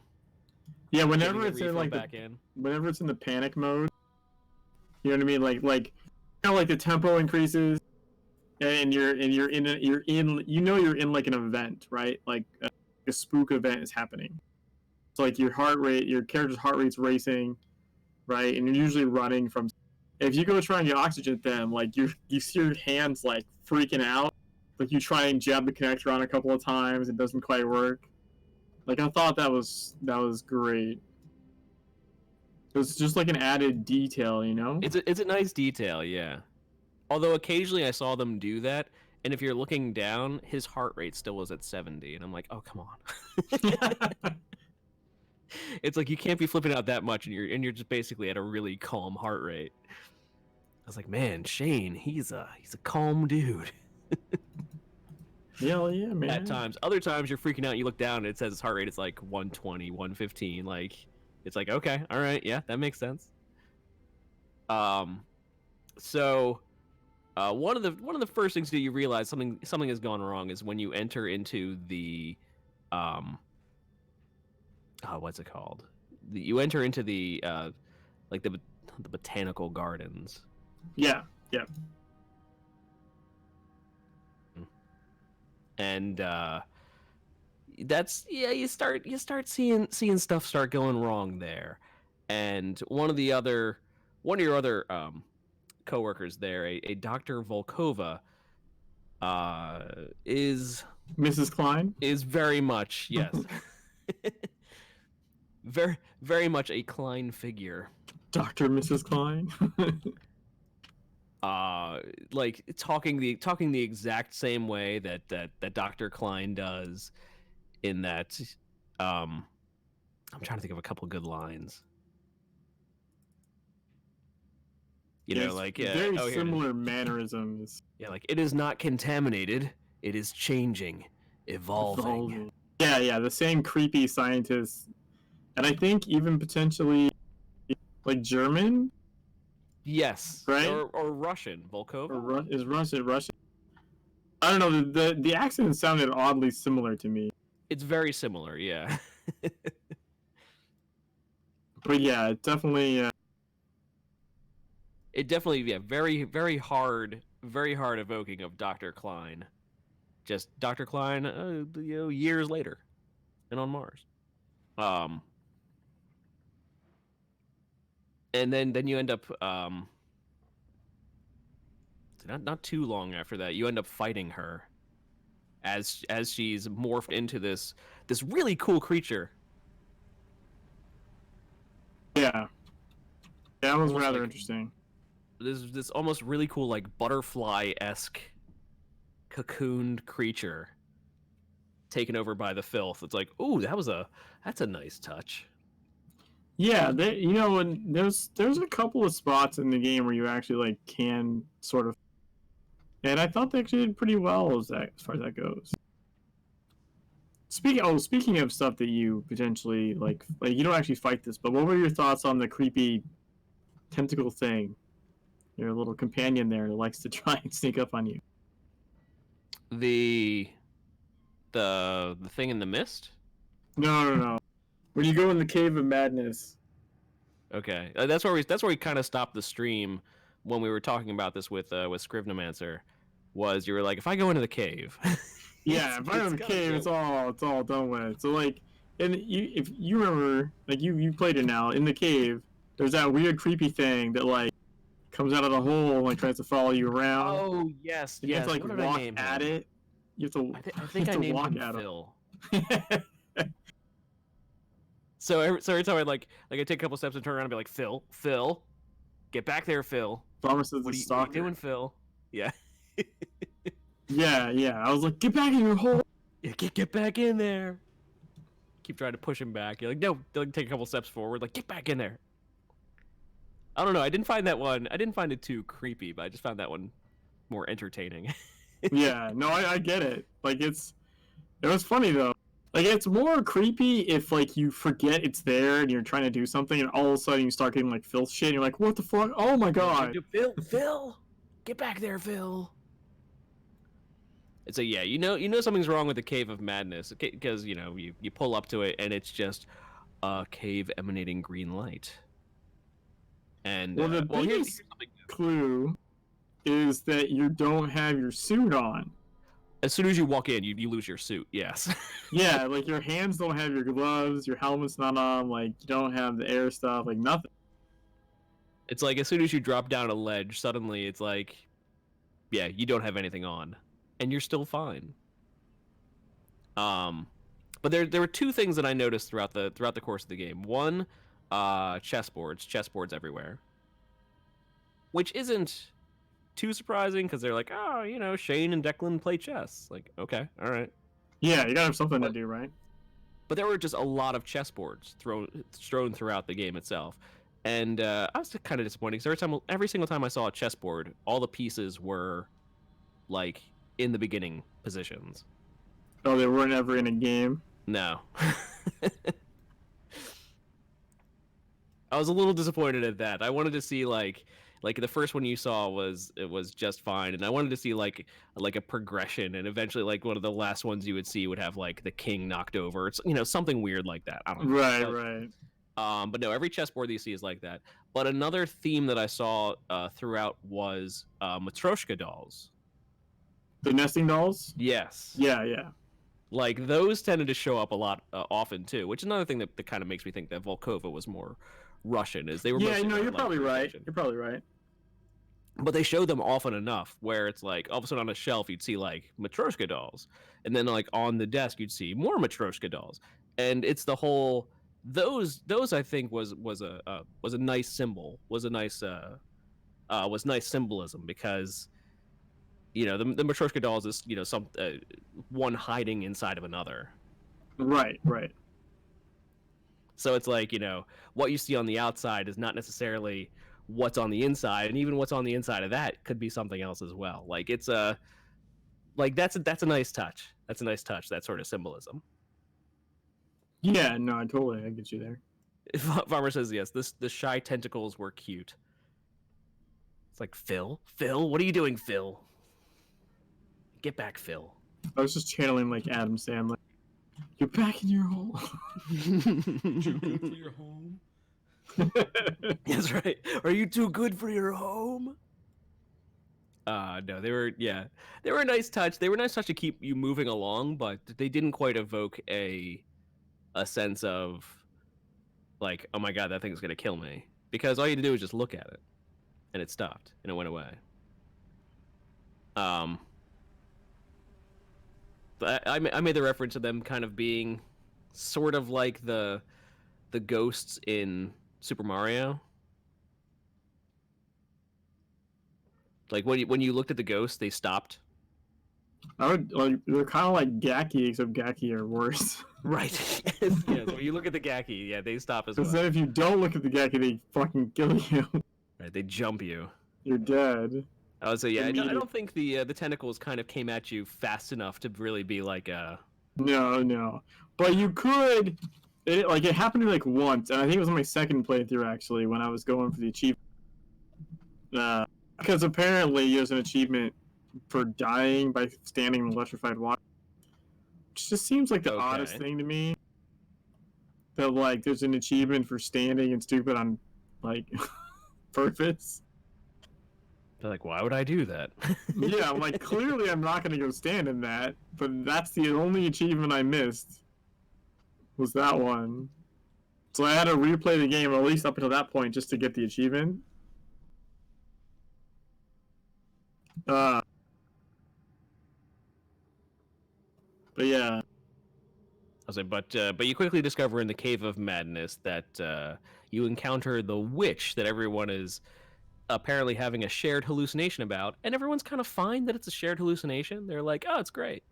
Yeah, that part's a little odd. It's kind of comforting that we all have a shared hallucination of the same exact thing. Like, they seemed a little too okay about that. Yeah, like that's a little Secret World-esque where everyone's like, well, I've got this tentacle growing out of me. It's kind of okay. Like it helps me grab and reach things. It's okay. I hadn't occurred to me of that, but maybe it actually does make more sense that they're more okay with it in the Secret World. Like if you work for Orochi and it's set in the Secret Universe, shared dream is probably the least of your problems. That's right. But like, yeah, you work for Orochi. Shared dreams is part of the contract.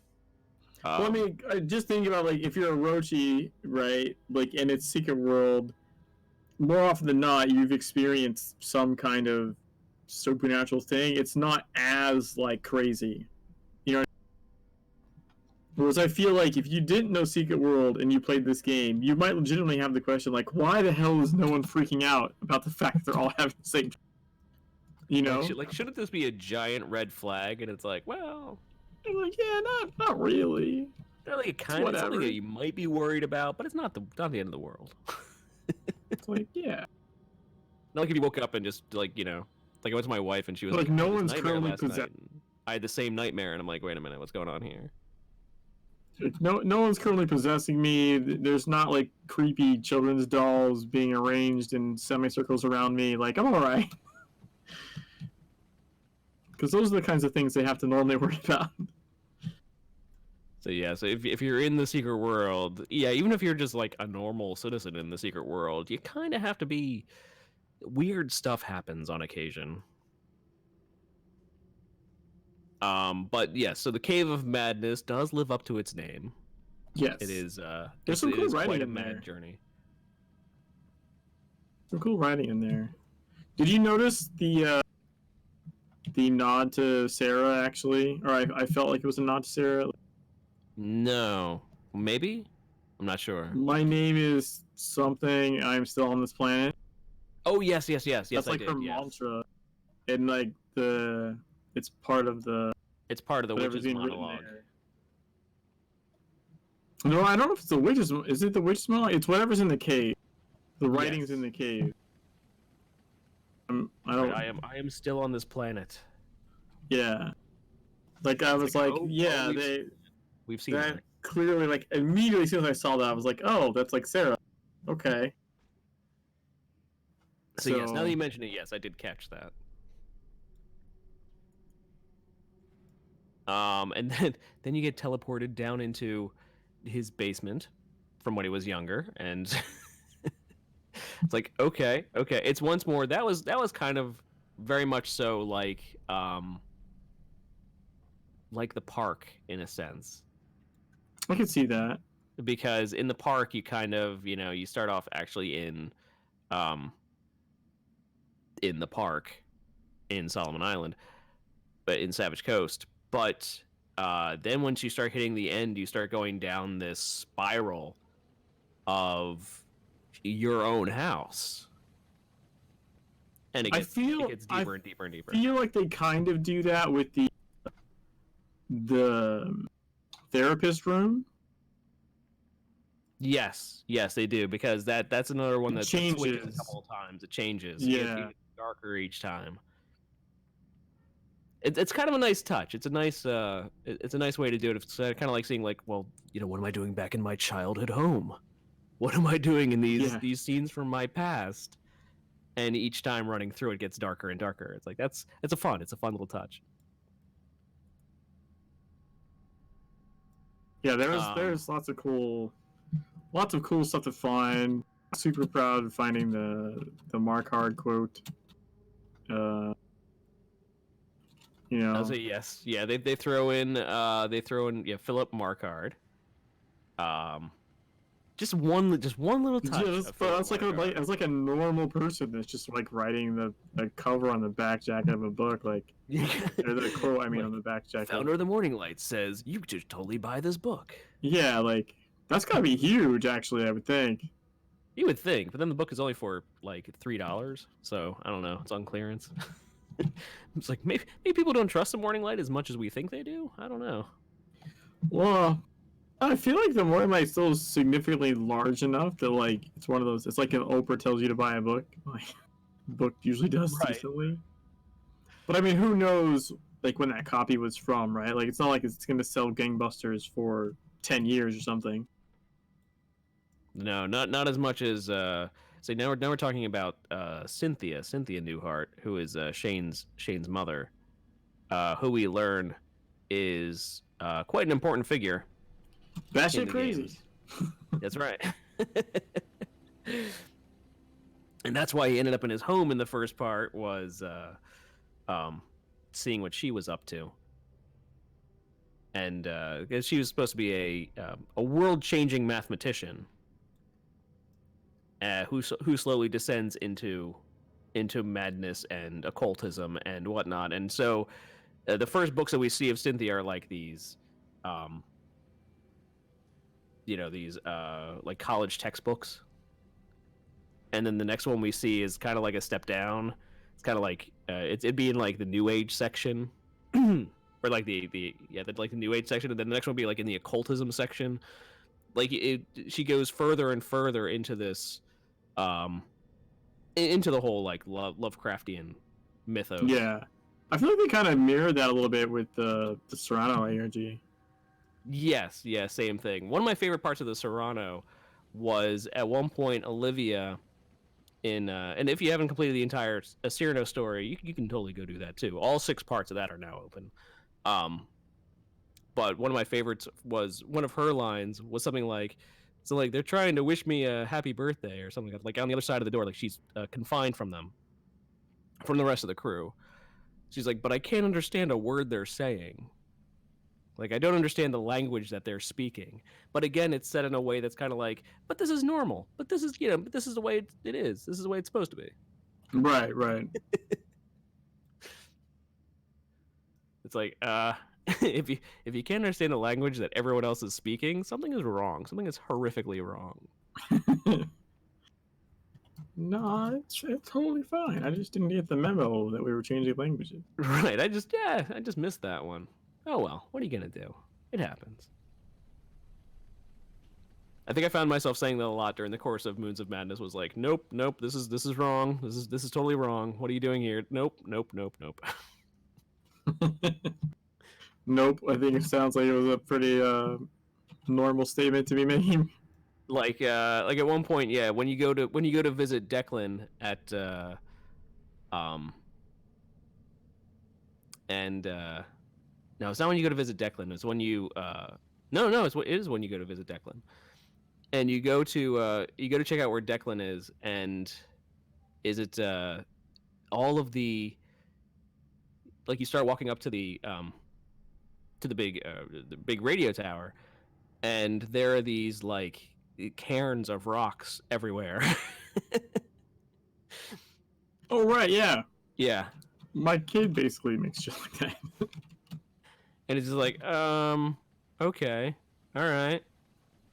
It's like he's gone bye. But one thing that we find is right. His area that you end up looking through is his place is a mess. His area of Mars, I guess, is a mess, and he's starting to go a little crazy himself from isolation, or so Shane thinks. But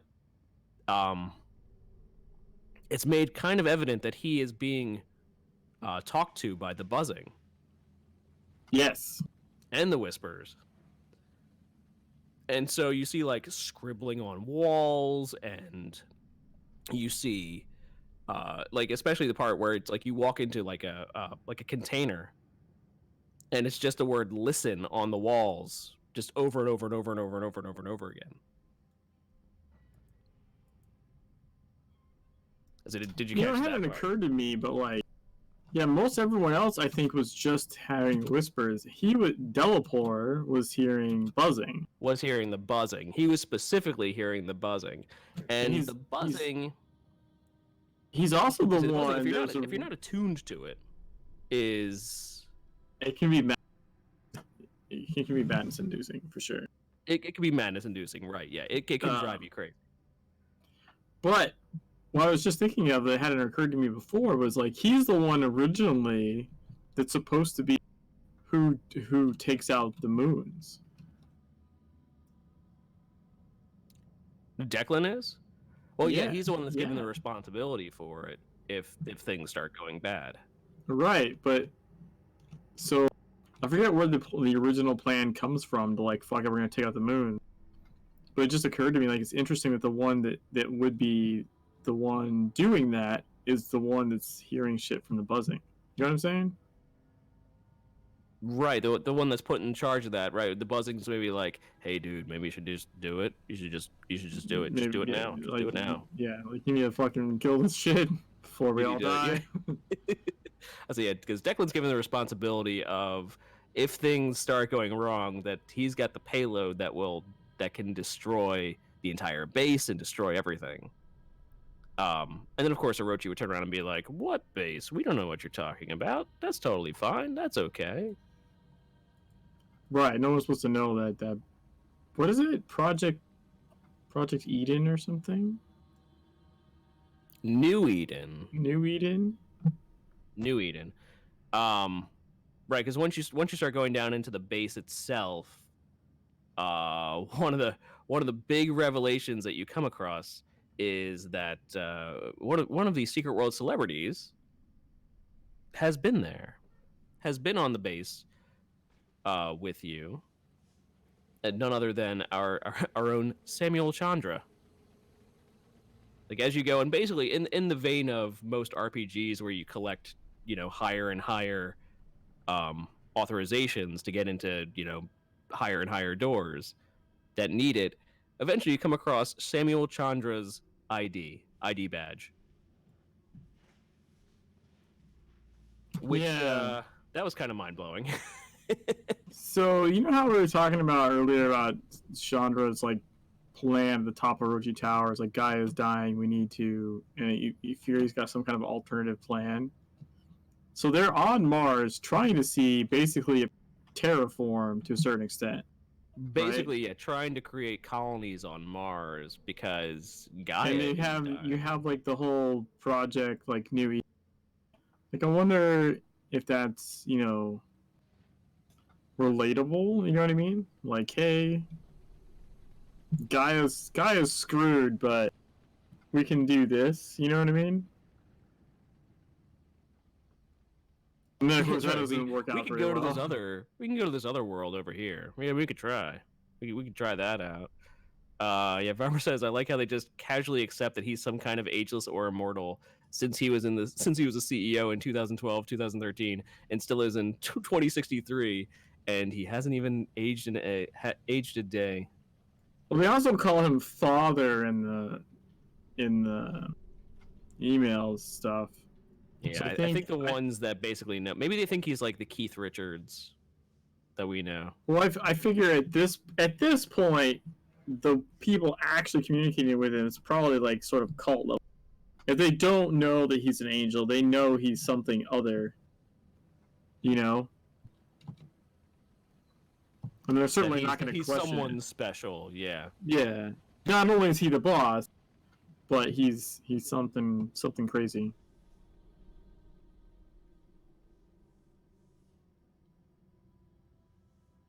See, I'm looking at the screenshot for Declan and the buzzing and the whispers, and he's counted that the buzzing has reached him 26 times. Right? No, 31 times. I was counting that wrong. But the whispers have visited him 21 times. Score a win for the buzzing. So right, buzzing has gotten through a little more than the whispers has anyway. Yeah, Amber, I seem to have dropped. Yeah. My game crashed. Anyway. Oh no. So are you on the latest drivers or no? Me? Mm-hmm. No. I haven't updated in a while. I've had a driver I'm sitting at because I don't crash her.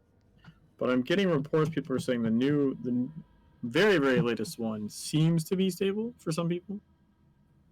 I'm still waiting a bit. Like I know the one I have works. I've given it to other people and I think it's pretty sure it's worked for them as well. So I don't like changing willy-nilly at this stage because it's just You never know, yeah, and it's so hard to Yeah. roll back. Yeah. It's it's not as hard to roll back when you know a good one to roll back to. Because you can like I've given people links to directly download specific version number. You can do that. So it's not as hard as it was when I first tried it. But if someone gives you a link to the right download, you just download that version number and install. It's not. If you're trying to just hit the rollback button or something like that, it sometimes becomes problematic. Especially because rolling back one version usually doesn't fix it. True. And at least with the other one, it wasn't until 2 or 3 versions later that we noted that we really became aware of how bad the problem was. And then the rollback was you need to roll back 3 versions. Trying to do that via the rollback method is next to impossible. Actually, I just thought of something. Of course, going to Moons of Madness. But at one point, we're down into the bowels of the station, of the Mars station. And we find, essentially, we find clones of ourselves. Yes. And they kind of brushed us under the rug a little bit, but when we're looking at almost a time frame of everything, we find clones of ourselves, but they never quite mention. He asked the question out loud. He asked wait, so are those us? Are we the clones? Yeah.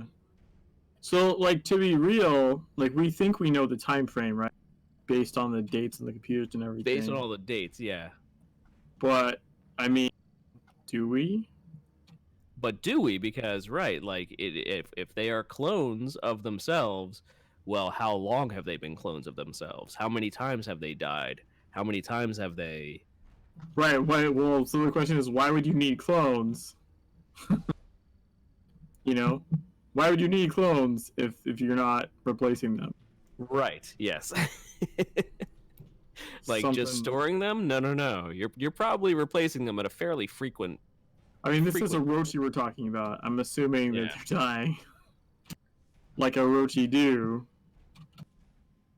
Yeah, that's basically the way to handle Orochi dying all the time is basically to just have clones of everybody just and be like, ah, we need another one. All right, We're gonna need another pull Timmy. one out. We're gonna need another Timmy.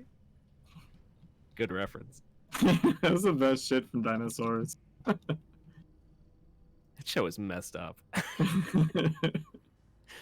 Isn't like the final episode of that show is basically like one of the worst endings of a show in history or something like that. Well, it's the extinction event of Yeah, dinosaurs. Yeah, it is. Basically, like the Tom final Hardy episode is basically like, asteroid well, That's all. like there's the asteroid. Yeah, like that was pretty. I guess it was pretty dark, but it also was like oddly Appropriate true? in a way. Yeah, like because I mean the whole time they would have stuff with like the paleontologist. You know, they would start episodes with like the paleontologist talking about discovering this, and this means whatever the hell he's talking about. This means this, that means this. And then they do the episode, and he's completely wrong. Right? Because he's inferring from like the remains of the dinosaurs, like something about their social structures. And then the episode would play and prove that he didn't know what the hell he was talking Be about. like, nope, nope, nope. So like, I feel like it's a nice, I don't know, almost like callback that they end it in like a scientific manner, I guess, right? The way that the dinosaurs actually. Yeah, like they ended it with them Right. going out because otherwise, what's the paleontologist doing? Right? They did die. That happened. Right. We do know that that the asteroid hit and it basically wrecked everything and caused an extinction event. We do know that happened. Yeah. Everything else though is kind of a little up in the air. Right, right.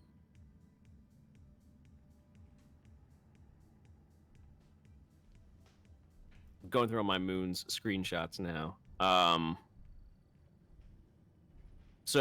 in the end, we end up hitting the pretty much the same tropes that we see in not tropes, but the same things that we see in Secret World itself. You know, we're going back through dreams.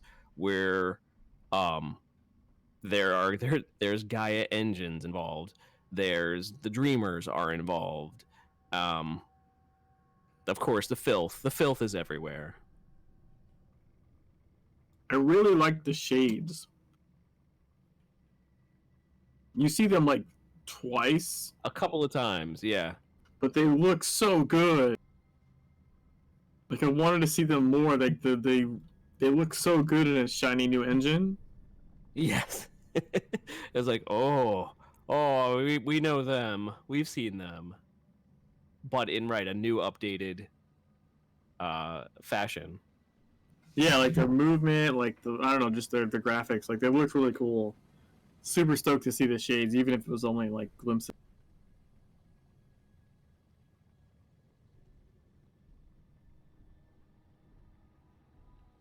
I would say, but overall, it took me about, and I checked what I thought to be every nook and cranny that I could.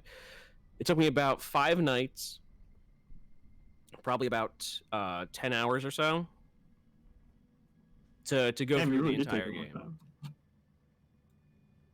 What's that? So damn, you really did take a long time. Yeah, I did.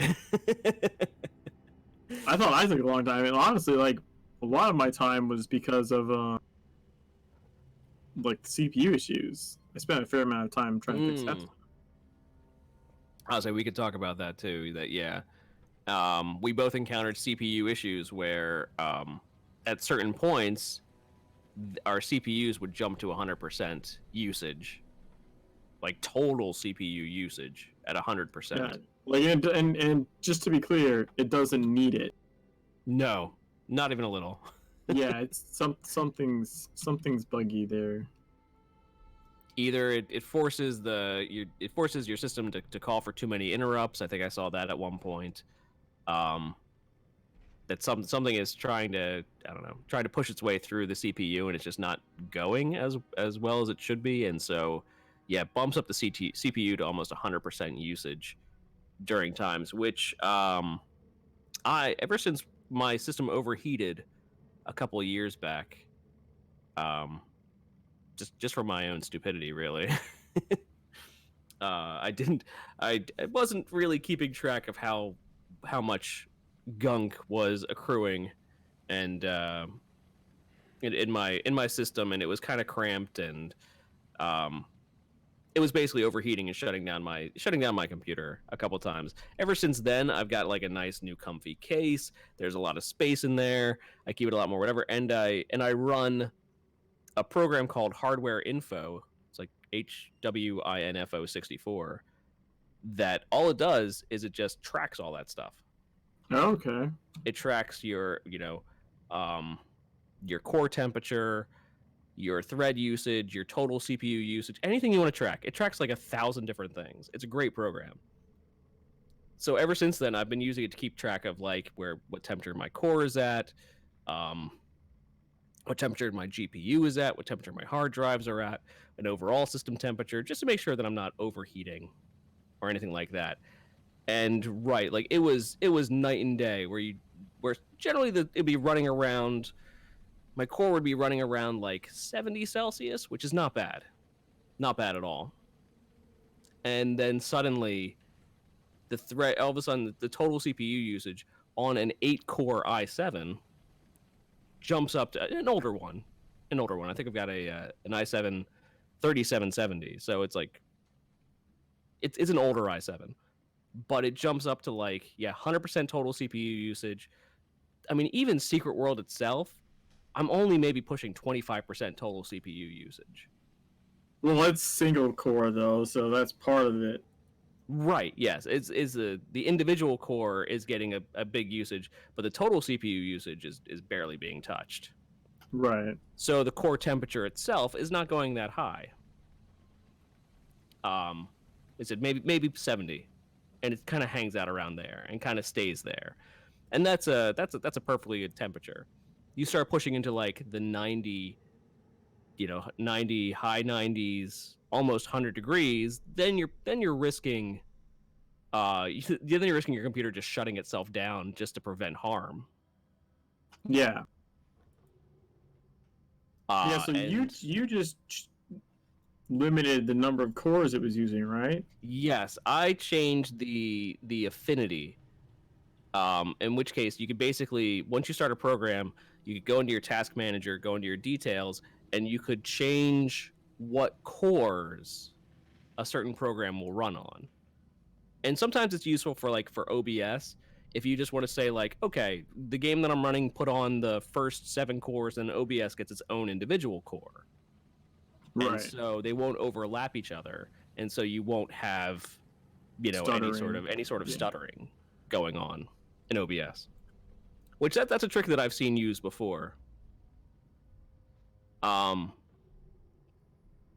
So yes, I found more success by dropping the game to maybe like 4 cores, like letting it take up half the CPU, and then when it gets to those parts, I then would encounter some stuttering because it's not getting the resource management that it really wants, that it's somehow demanding.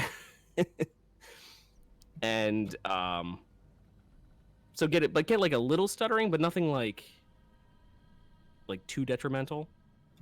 You see, for me, I just set the game to low priority. I mean, granted, I have a different CPU. I set mine to low priority, and I set OBS high, and I set moons like below normal. And at that point, everything worked perfect. I didn't have in-game stuttering, I didn't have OBS stuttering. It was fine. So it definitely something's happening there where it doesn't actually need the CPU it's eating up, but it's No. eating it up regardless. And if it happened to you and it happened to me, it's happening to a lot of people.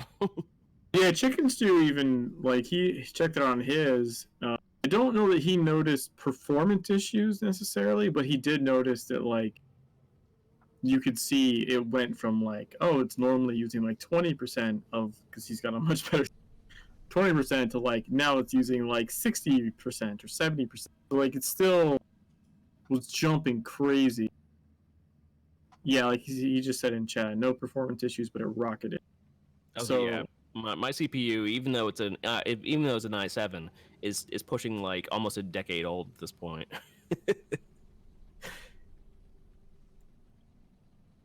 yeah, dude, I think I have like an i5, but I think my chip is newer. If that makes sense. Yeah, there are some newer i5s that are much more efficient than older i7s. Yeah. Want to chase what happened? It would shoot up to 85%. Okay, so you weren't touching 100%. I was absolutely hitting 100%. Yeah, but so that's the thing. He didn't notice performance difference, and like Shaugens was saying, because I think Shaugen was saying at his office they have, I think, similar hardware to what Jigsaw running, and they weren't noticing issues. But you're not noticing a performance issue. But if you look at your CPU, you'd notice, why the hell is it jumping like, what is that, 70%? 70% CPU usage jump in the like the chase sort of scenes. Yeah, something's going wrong That's there. fucking nuts. Yeah. i9 9900. Yeah, you've got a newer one. Yeah. So if you're running that and it just all of a sudden shoots like 70% usage, like that's not okay. Something's wrong there. Yeah, horrifically wrong. And whereas the rest of the game was running for me at like, even like I said, my older i7, it's still running like, not even like 30-40% CPU usage, which is not enough to really drive up temperature.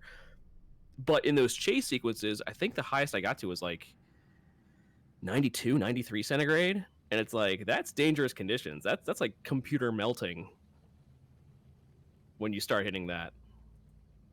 Yeah. Like, I don't know, something is clearly wrong. But but at least it's manageable, you know? Yeah, like for you it was changing the priority, which then basically put OBS and basically had your system say like, well, don't put this game above OBS. Well, yeah, and not just that, but like by putting it below normal. Yeah, make everything else on the computer run. Literally everything else on the computer is like, screw you, CPU's mine. Right, yeah. Like, yeah, when it's the last one pulling from the CPU, it's only going to take little bits that it can. And the fact that it would do that and then run perfectly fine is also an indication that something's wrong, right? Because if it really needed it, I should be encountering issues. Yeah.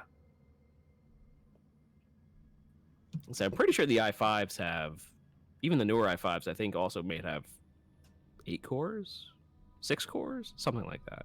You've got multiple cores in there. Yeah, it's got multiple cores. I don't remember how many exactly. Whereas, yeah, most games out there only touch the first core. They don't go shopping for a new machine here shortly as Black Friday approaches. Oh yeah. Actually, the number one time, and this is something that I found over the years, is that the number one time to actually buy, sadly we've already passed it, but the number one time to actually buy computer system and computer hardware is at the end of August. Really? Because it's back to school season, and so everyone's buying stuff for kids going back to school, and so that. Huh. My experience personally has been Cyber Monday. I mean, so not that's actually a good Black one. Friday, but Cyber Monday, which is like the Monday follow. That's a good one. That's usually in the top 3 or 4 best days to buy. Like I've gotten systems, probably like $500 cheaper than they, which is a pretty significant amount. Which is pretty significant. Yeah, it's still a good enough deal. Yeah. It's like, oh, that would normally be like $1,300, but it was $600. That's Like it's that pretty that good. is not bad. That is not bad. So now my system's aging at this point, and I don't know. I'm gonna. I need to. I'll just ride it out as long as I can. Until finally it gets enough, and I'm like, I can't play on this thing anymore. I need a new system. Someday. But Yeah, yeah, but for a game like this, right? It's it Well, kind of shows that older systems, it doesn't. This game doesn't necessarily play nice with it. right, but my point is, it's not necessarily because it needs it either. Though Right. Yes, it's something going wrong. it's just that on newer systems, you basically can not fix a problem, and it still sort of works. But you can't tell me that's not a problem. You And I know what mean, and I was still running it on high settings. I wasn't running it Yeah, on same. very high. I was I still was- running it on high settings. I think I was actually running it on max settings, and I think I'm like barely in the minimum requirements for the game. But I think their minimum requirements actually might be a tad high because they didn't fix whatever the issue. Because I can't believe that that's a real Right, a real yeah. issue. You know what I mean? Like you could potentially say, oh well, it's in those scenes, so like these effects are rendering, and that takes more stuff, more power, right? And like the chase scenes because the visuals changing and Right, this and they want rendering to effect. your, Let's say they you wanna- wanted they to wanna up go your, with that. If you want to go frame with that, rate. that argument though, then it doesn't explain why when I just limit the CPU it runs perfectly fine. Right. You know Yeah. what I mean? So that's where like the waterman does the argument doesn't really hold water. Is if that were the case, then I would be on very high in those sequences with my CPU set lower. I would be having issues. Like I said, I want to say that I was finding like at one point I looked at my task manager and I saw like system interrupts being very very high. I'm not exactly sure. Like I don't normally see that. It's like what is it trying to do when it's failing at over and over again that was causing such a draw. Like I'm not even sure. But um yeah, but if it happened to you and it happened to me, it's happening to a lot of other people. Yeah, or at least people without Without high end systems. 9900s, yeah.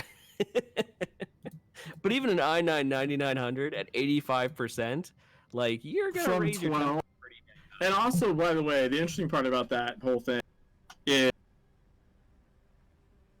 it's just you being in the panic mode. Like you can literally be sitting in a air vent, not doing anything, not looking at anything, not on the outside.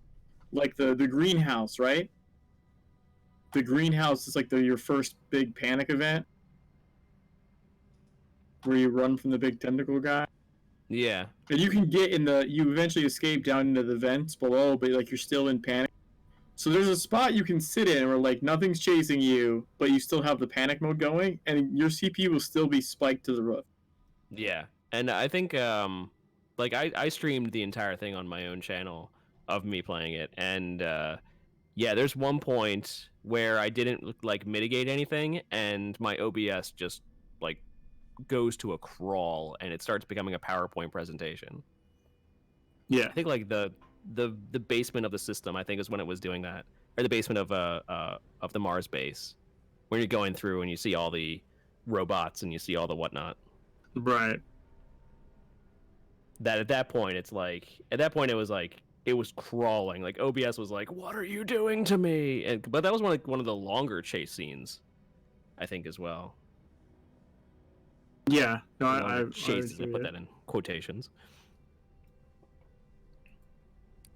So the ending, I guess we could talk about the ending because, like we saw is right. Samuel Chandra. Samuel Chandra has plans for New Eden on Mars.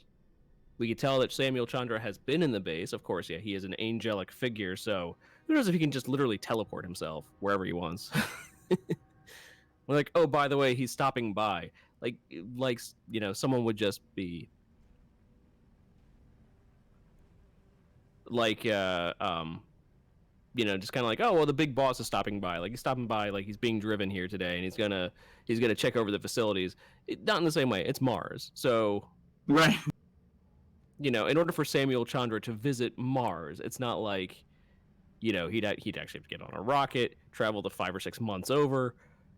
It's it's not exactly a Yeah, we would assume he has alternate methods of right transportation. of transportation, which would kind of why he left his pass there. That one got me. Is like, okay, it's Samuel Chandra, but why did he just leave his pass? Maybe he doesn't need it. Like maybe he doesn't need it, or maybe he left it on purpose. Well, I mean, like, yeah, okay, that's fair. But also, like, if he has alternate methods of transportation, maybe he has it to access stuff inside of there. But if he can just blip into there, why take it with him? Why take it with him? Right. He can just blip to wherever he has his accesses at. My guess would also be to not make his access available to anybody else. I mean, that's just IT, straight procedure. Yeah, if you can leave it in a locked room, like that only you can theoretically get into. And it's like, well, that's relatively safe. But I guess the point is that he wasn't leaving it in a place where only he could get to. He was leaving it in a place where others could get to.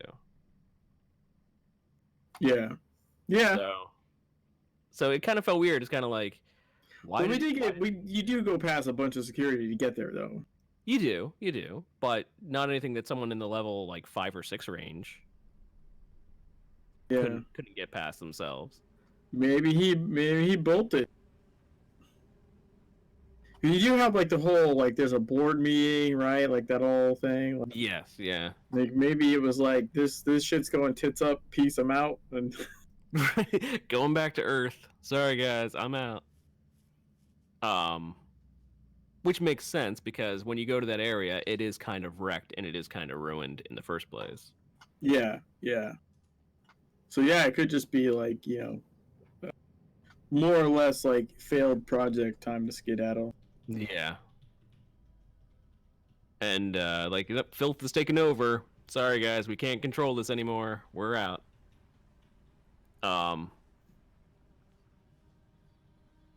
Which kind of makes sense just because, like I said, his involvement in Orochi is sure he's the CEO, sure he's at the top, but he kind of just takes more of a managerial approach to it, like not necessarily as hardcore as Lilith seems to be. Or that's definitely my takeaway. Yeah. Is that Lilith is the one that's seriously pushing the agenda of Orochi.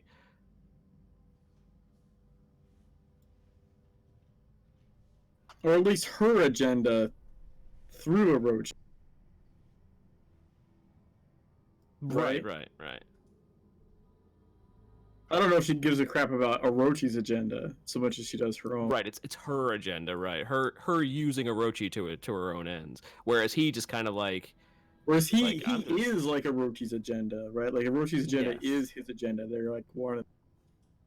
Like he kind of enjoys the business aspect more than he enjoys the world-ending prospect.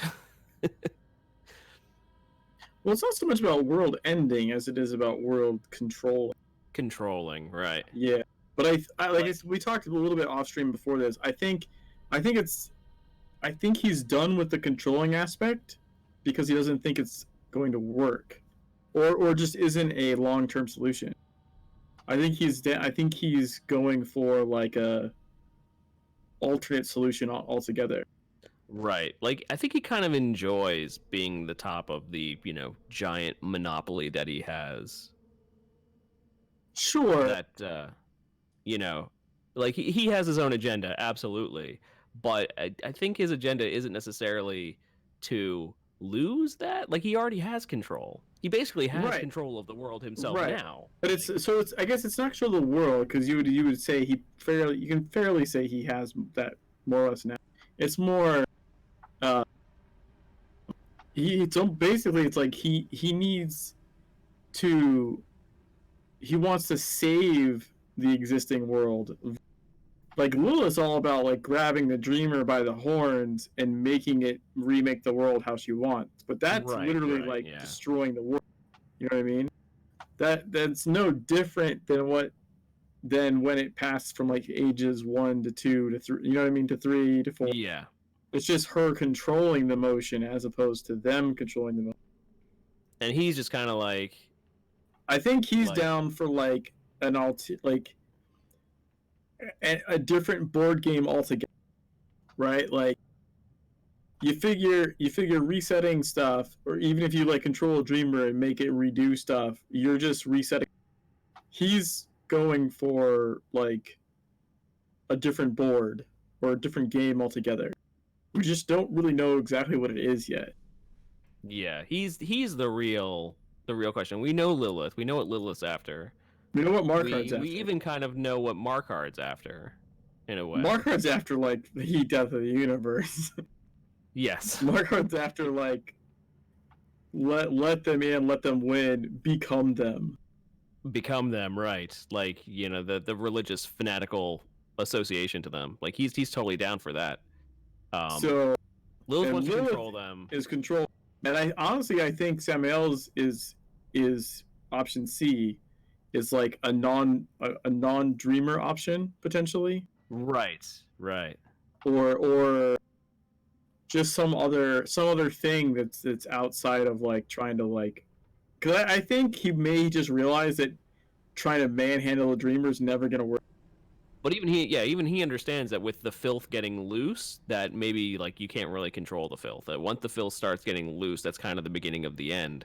And so he sees the end approaching, that Gaia is dying, and basically the engines will eventually remake everything into a fifth age. Anyway, but apparently that's what the engines do.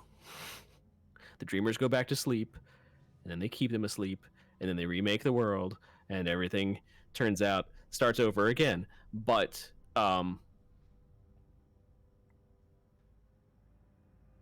don't know. But the interesting part, he knows that guy is dying. Right. So there, which is kind of separate potentially, right? Gaia is dying. So not necessarily because of the dreamers, just Gaia is dying. Just Gaia is dying. Yes. The dreamers will cause it to remake. Right. So maybe that's not what should be happening. I like that part of what Klein says in the Angry Earth stuff, where he's like, it keeps getting rebooted, but why? What's supposed to happen at the end? Maybe the end should occur and the next thing should actually start. Right. Yeah. Because what's happening is, as you reboot and it's all on top of each other, you get like a degradation. The first age to the second age to the third age to the fourth age. Right, it's like a clone of a clone of a clone. So like, yeah, and the ages start bleeding into each other. They start to bleed into each other, and they're not as good the next time around. Is what I think. So he says something to the effect of like, you know, the repeat isn't the same. It's the tape's getting worn, you know, and on top of that, that's on top of the old ones. Right, they bleed through, so eventually it'll stop working. Yeah, eventually it's just not going to be a solution. Period. Like resetting, it's not going to be a solution. So I feel like Samuel is looking for an alternate option. But it just occurred to me too that like technically at the end of Moons, if you choose the right option, you're potentially actually destroying dreamers, which you're destroying them. Didn't know that was an option. Was essentially a nuclear bomb. Well, like you're actually destroying, I think, 2 dreamers. Yep. Yeah. Because that's what they posit, is that the moons of madness, the moons that they're talking about, Phobos and Deimos, the moons of Mars, are actually dreamers themselves. They're dreaming prisons.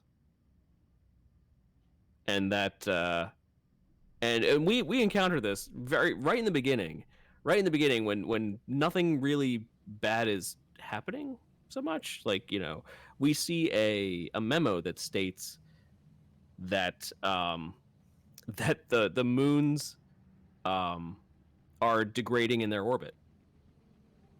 Yeah.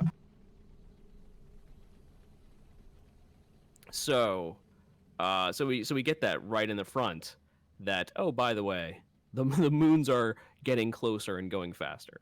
So yeah, even without the Gaia engine, like even without because in the end Declan kind of, or not Declan, in the end Shane kind of messes everything up, I guess.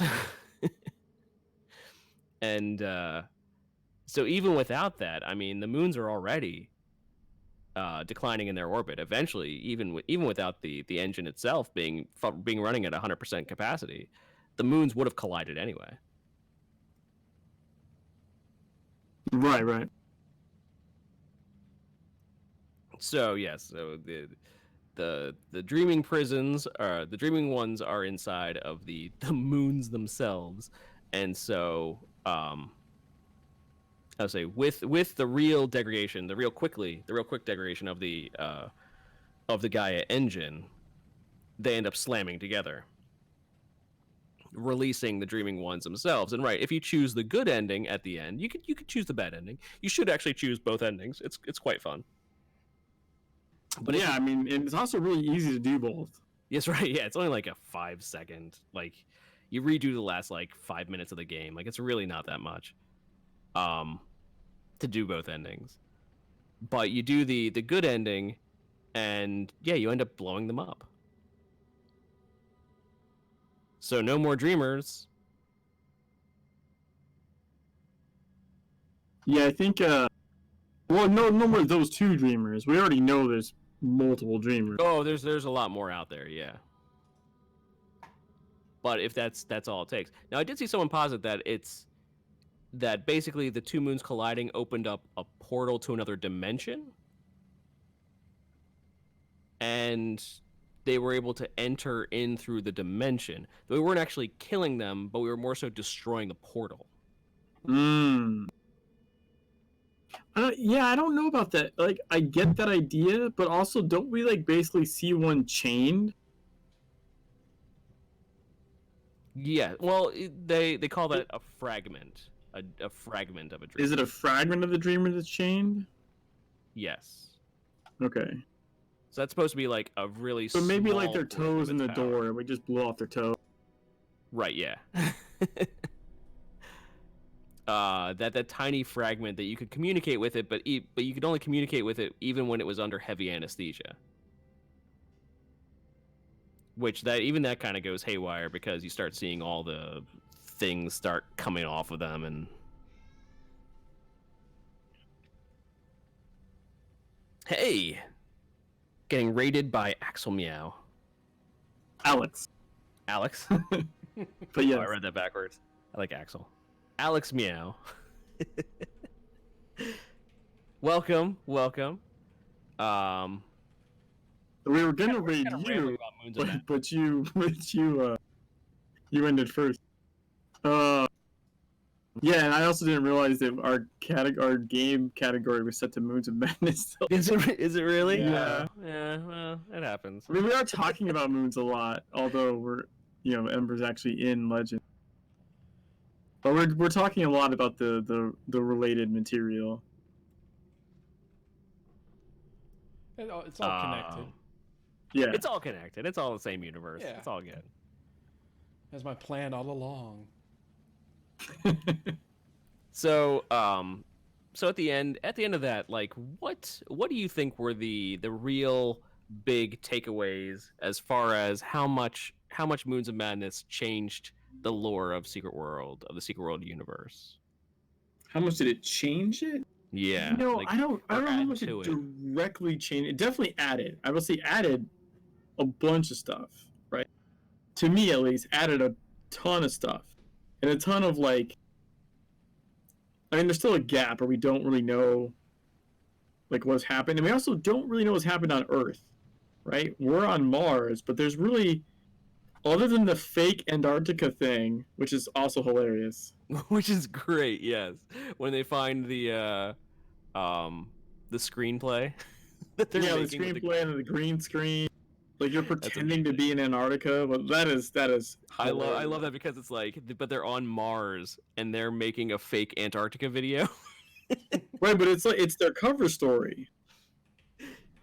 Like it's their But cover story. wouldn't you expect it to be the other way around? Like that was a nice dynamic because we're like like the moon landing conspiracies are like, oh, it was just made in a soundstage and Right.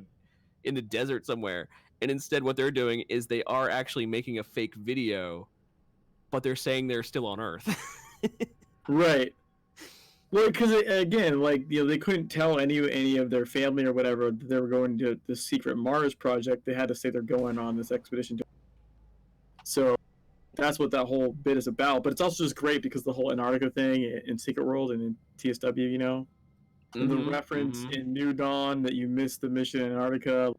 Just more Antarctica references is great to see. It's always like a little. And it's like something's going on in Antarctica. We know It's like a something's wink, going wink, on. nudge, nudge kind of thing. Yeah. Oh. You see these penguins over here? They're nice. They're our friends.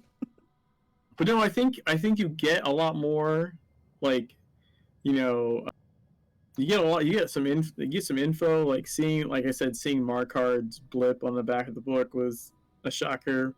The ties stuff together was interesting. There's just like I feel like the world gets fleshed out more for sure. Now, does it? I don't know that we can accurately say it changes a whole lot about the current perception of where we are now in Secret. Yeah, I like I said, aside from the fact that we know that Solomon Island is okay in 30 years, that it's that the fog is Well, cleared up and it's. that, I and guess you could whatnot. say it's livable, but that could also just mean that everything else there died. Right, You know right. what I mean? Well, Well, you could. It's safe to assume that it's all cleared out. I mean, it's. Oh, we could even say that like it could possibly be like a vacation photo. They took a vacation to Solomon Island. Like I don't even know. Well, yeah, I'm just saying, like, I think it's fairly clear from indications in the game that like no one's fucking making it out of Kingsmith, right? No one's making Right, it or off they're Solomon all Island. infected. They're all gonna They're die. all infected. They're all screwed. That said, Emma and a Guy engine can potentially like soak up filth. So, while I think the populace is probably lost, I it's probably safe to say that the island's recoverable.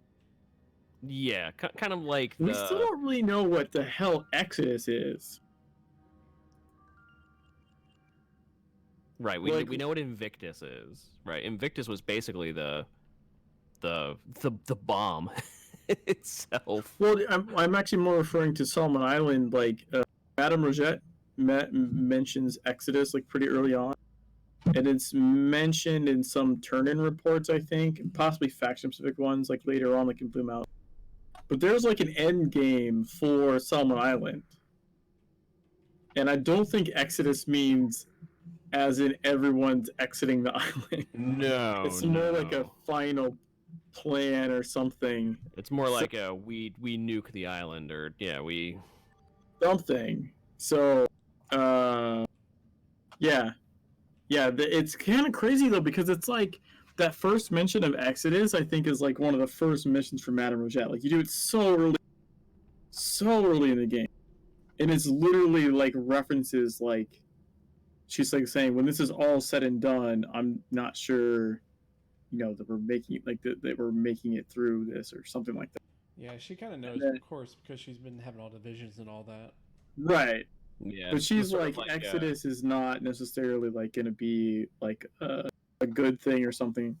I had to play it again to hear exact. It's vague on purpose, but it's also like it's one of those things where, like they put in like a little blip of the very end, like in the fucking beginning of the game, and you're never gonna remember it. You know what I mean? Until it actually becomes a thing. But it's mentioned again. I think Geary mentions it if you play Lumi. I'm not sure if the other ones do, but I think Geary mentions it potentially in one of the Blue Mountain mission turns. But then just from Tyler Freeborn, right? From Tyler Freeborn, you're like, yeah, everyone's done anyway. I think Tyler Freeborn might mention Exodus as well. Like one of those missions might mention Exodus. I'll have to see that when I get up to it on my new character. On my dragon. Yes. I made a dragon. That's right. It's so unlike me to have multiple characters in an MMO, but I Dragon turn-ins are great. Dragon was always my second faction of choice. behind Illuminati. Illuminati. But it's true. But even in the was it even in the meowling, was it even in the Halloween episodes that when she's talking to Andy at the end and she's like go get him, and then she's like I never have the heart to tell him what I really see. Yeah, right. Also, Ember, are you picking up legends in Agartha you've never picked up? Yeah. Is that what I'm seeing happening right now? What the shit? Andy, what are you doing? Not Andy. Tilty. Tilty, what are you doing? Yeah, I was like, let's see if I picked these up or not. No, I didn't. I forgot to do them long ago. I don't know how to say your name. I'm gonna say Statical Orb, but I don't know what DGC is. Never played this game, have no idea what's going on. That's okay. We've played this game a lot and have very little idea what's going on. That's what we're talking about. The game ends up being kind of vague. Like on a lot of different things. There's a ton of writing. It's all super amazing. It's super well written. Yeah, in a good way. Yeah, in a really good way. It's also just has A lot of tons of threads, and none of them have been resolved, basically. And also, like, none of the conveyors of information are necessarily 100% trustworthy. So even with stuff you know, you can't truly be 100% positive that it's 100% accurate. Right, you can't trust Orochi, you can't trust you think you can trust the buzzing, but you can't even really trust them. You can't trust your faction. Yeah, you can't trust your your faction, like I feel like the dragon is almost like the nicest as far as how it treats the agents. The dragon is probably the most honest. Well, I mean, it's not that the other ones are deceitful. Still trying to control the world anyway. But first of all, the Illuminati have a bomb in your neck, right? Like, right. Yeah. So like, there's that. I think the Templar are next in line as far as like how much they sort of like they'll just bleed you out or something. Like you know what I mean? Like they've got the Templars make themselves out to be very altruistic and very high and mighty, but they're not. But they're also like super brutal, especially when it comes to you. You know what I mean? I think, or to bees in general, or situations like. Chicken says Templar will cut you if you step out. Whereas I feel like the dragon is, you know. At least remember, you can make this jump. I know, I keep missing it. Made this jump 100 times. Well, yeah, he made the jump 100 times, but he didn't land the jump 100 times. No, I'm talking about when we in TSW. This was the way to get down to Venice quickly. Yeah, that's right. Oh yeah. Well, you know why? I know why you're not making it. Then you're not walking off backwards. That was the key to consistently making it to the Venice portal. You just walked off backwards. You have even less of an idea what's going on. Play Secret World. Just play Secret World. Secret World is it's a shared world RPG. It's free to play. It's free to play. None of the story content, like none of the story stuff costs anything. There's no like DLC that you need to buy to get story. So. And in our opinion, it's one of the best story-based MMOs out there. It's ruined me for other games. Yes, true. And on multiple levels, it really has. Like even playing Moons of Madness, like Moons of Madness has all these puzzles. Like you would just encounter all these puzzles from time to time, but the puzzles are like, I don't know, like sliding puzzles and like move the thing puzzles, and it's like you didn't like the centrifuge puzzle and stuff. I thought that was cool. Centrifuge one was a little cool. I think the part that I did get a little stuck on that one when it was like, wait, how do I balance this? Oh wait, no, I can balance it out 3 ways instead of 2 ways. Like yeah. Like it was like, oh, okay, no, that's all I need to do. But I was helping Blue with that, and he mistook what I said. I said I mentioned that the first one is like you balance 2 and 2. I was like, but you can also balance with 3. Like just letting him know that like, hey, you can balance with 3. And somehow he interpreted that as he needed to do the first one with 3. Oh no! And then so he was trying. I'm like, no. The first one is 4, and then you do 3. But people don't inherently think of balance and 3 necessarily in that No, structure. and that's why I got tripped up a little bit. I was like, because I was like, is this gonna have like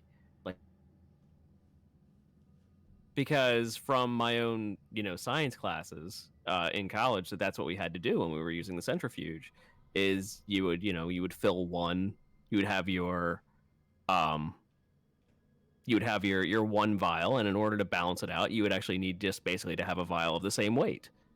Right. Doesn't matter what's. Doesn't matter what was in it. It could just been an empty vial, but it had to have a similar weight to it so that it balanced itself out. Right. What's the combat like? Combat in Secret World is um, Reticle combat. reticle action, moving around. So on you see Ember running around. He's got like a little crosshair thing, sort of in the middle. So you. It's not tab target. Put it that way. It's very similar Yeah. to, I would say, if you've played other games, I would say it's a lot similar to maybe like Guild Wars 2. Put your reticle on something. You smack your ability button. But even Guild Wars 2 has tabs, in a sense, whereas this does not. So it's very much a point and shoot. A lot of games that have reticle will also have like a soft lock, which is kind of like a tab, right? Like Yeah. you put your reticle on something and then you like make it stay there, and that is one thing that Secret World doesn't have. It doesn't have a soft lock. Like you have to actually keep your reticle. But the reticle is fuzzy in the sense that like you can get pretty far off the target and it's still targeted. Yeah, like it's not a bad target. It's not like It's not like pinpoint. no. Like you can go like I don't know like 35 degrees to the left or right of the thing and it should still maintain the same attack target. Point and shoot. Yes. Yeah, yes. pretty Point much. and shoot, but not Well, I mean less shoot. I mean you do I guess you do shoot, but There's you some also like shooting. cast abilities. You have AoE abilities, lead abilities, special abilities, things like that. Eventually, an ultimate ability. So the engine itself is pushing what, 7 years now? Well, it's been upgraded from the original. It has. Like it's not the same version the of combat the Dreamworld itself. engine. Combat itself, I mean, aside from the interface for targeting, I guess the combat itself is more or less. Yeah. Okay. So Ember's running around, smacking zombies with elemental. So you're doing chain lightning, Yeah. right? Was one. Blasted those guys. And then fire. How's the optimization? Pretty good. I don't know. I've now got an older system. I feel like my system's getting up there in age, and it runs just fine. Yeah, I mean the original came out in 2012. It was relaunched like 2 years ago, 2.5 years ago, man. Now they did some engine like I think upgrades and optimizations to it during the relaunch. So it's the Dreamworld engine, but the Dreamworld engine got updates along the way of it. Right. Like it did get some nice upgrades for the relaunch. Yeah, like visually, it's really not bad, especially considering the age. It doesn't show its age, I think, as much as some other games for sure. Right. Yeah. One thing a lot of other people have commented on, like other newer players I've seen like stream, try it out, commented on that even though like some of this, like first of all, there's lots of cinematics, lots of voice acting, like it's all that stuff's really really good. The models may look a little dated, but what a lot of people have noticed is the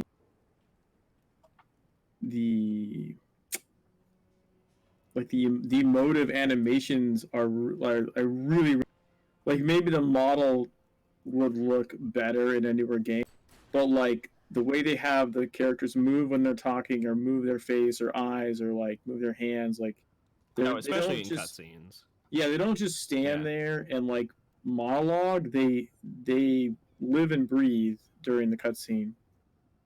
Yeah, they're more like motion capped during the cutscene. They are they are mocapped. I know they did a lot of mocap for the game, but I mean, the way they do that, I think that helps you get past a little bit sometimes, or at least it helps a lot of people get past like the models maybe not being as bright, shiny, and smooth or something, because they actually do like emote, like you feel like the character's moving and talking as opposed to just monologuing at you while stepping there looking pretty. It's not going to be like Red Dead Redemption 2 level. No.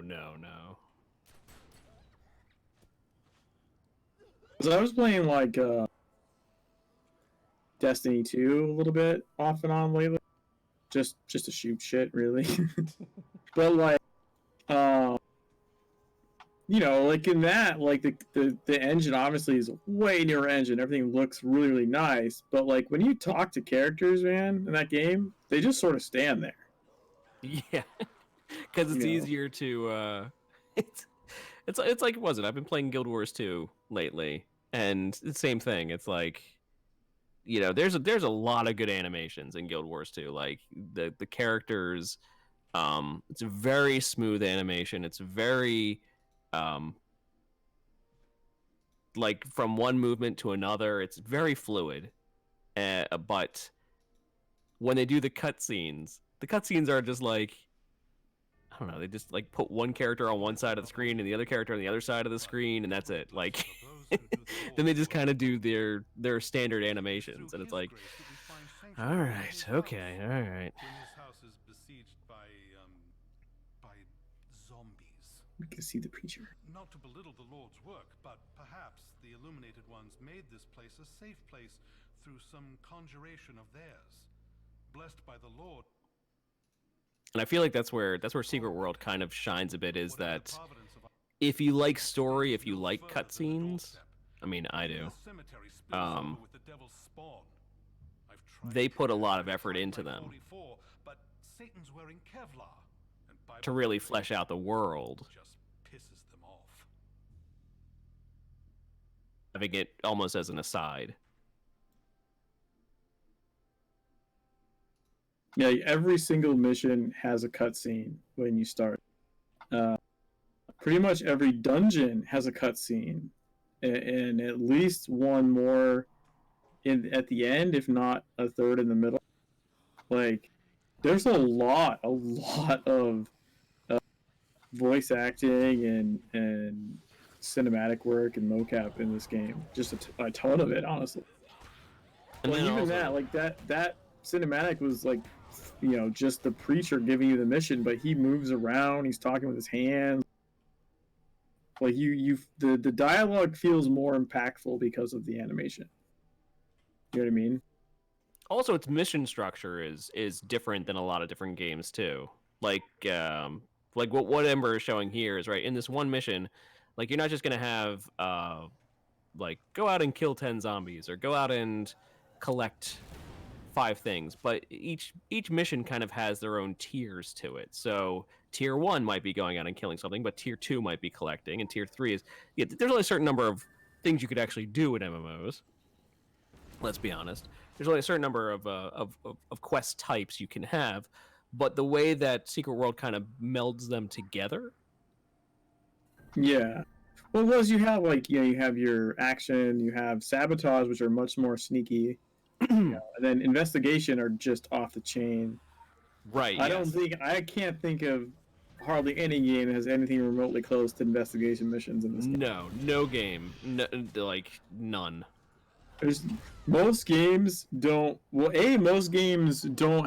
require you to use a browser, like use outside game resources to solve in-game. But most games also are not going to require you to translate, Japanese and fold origami in order to solve a puzzle. No. Yeah.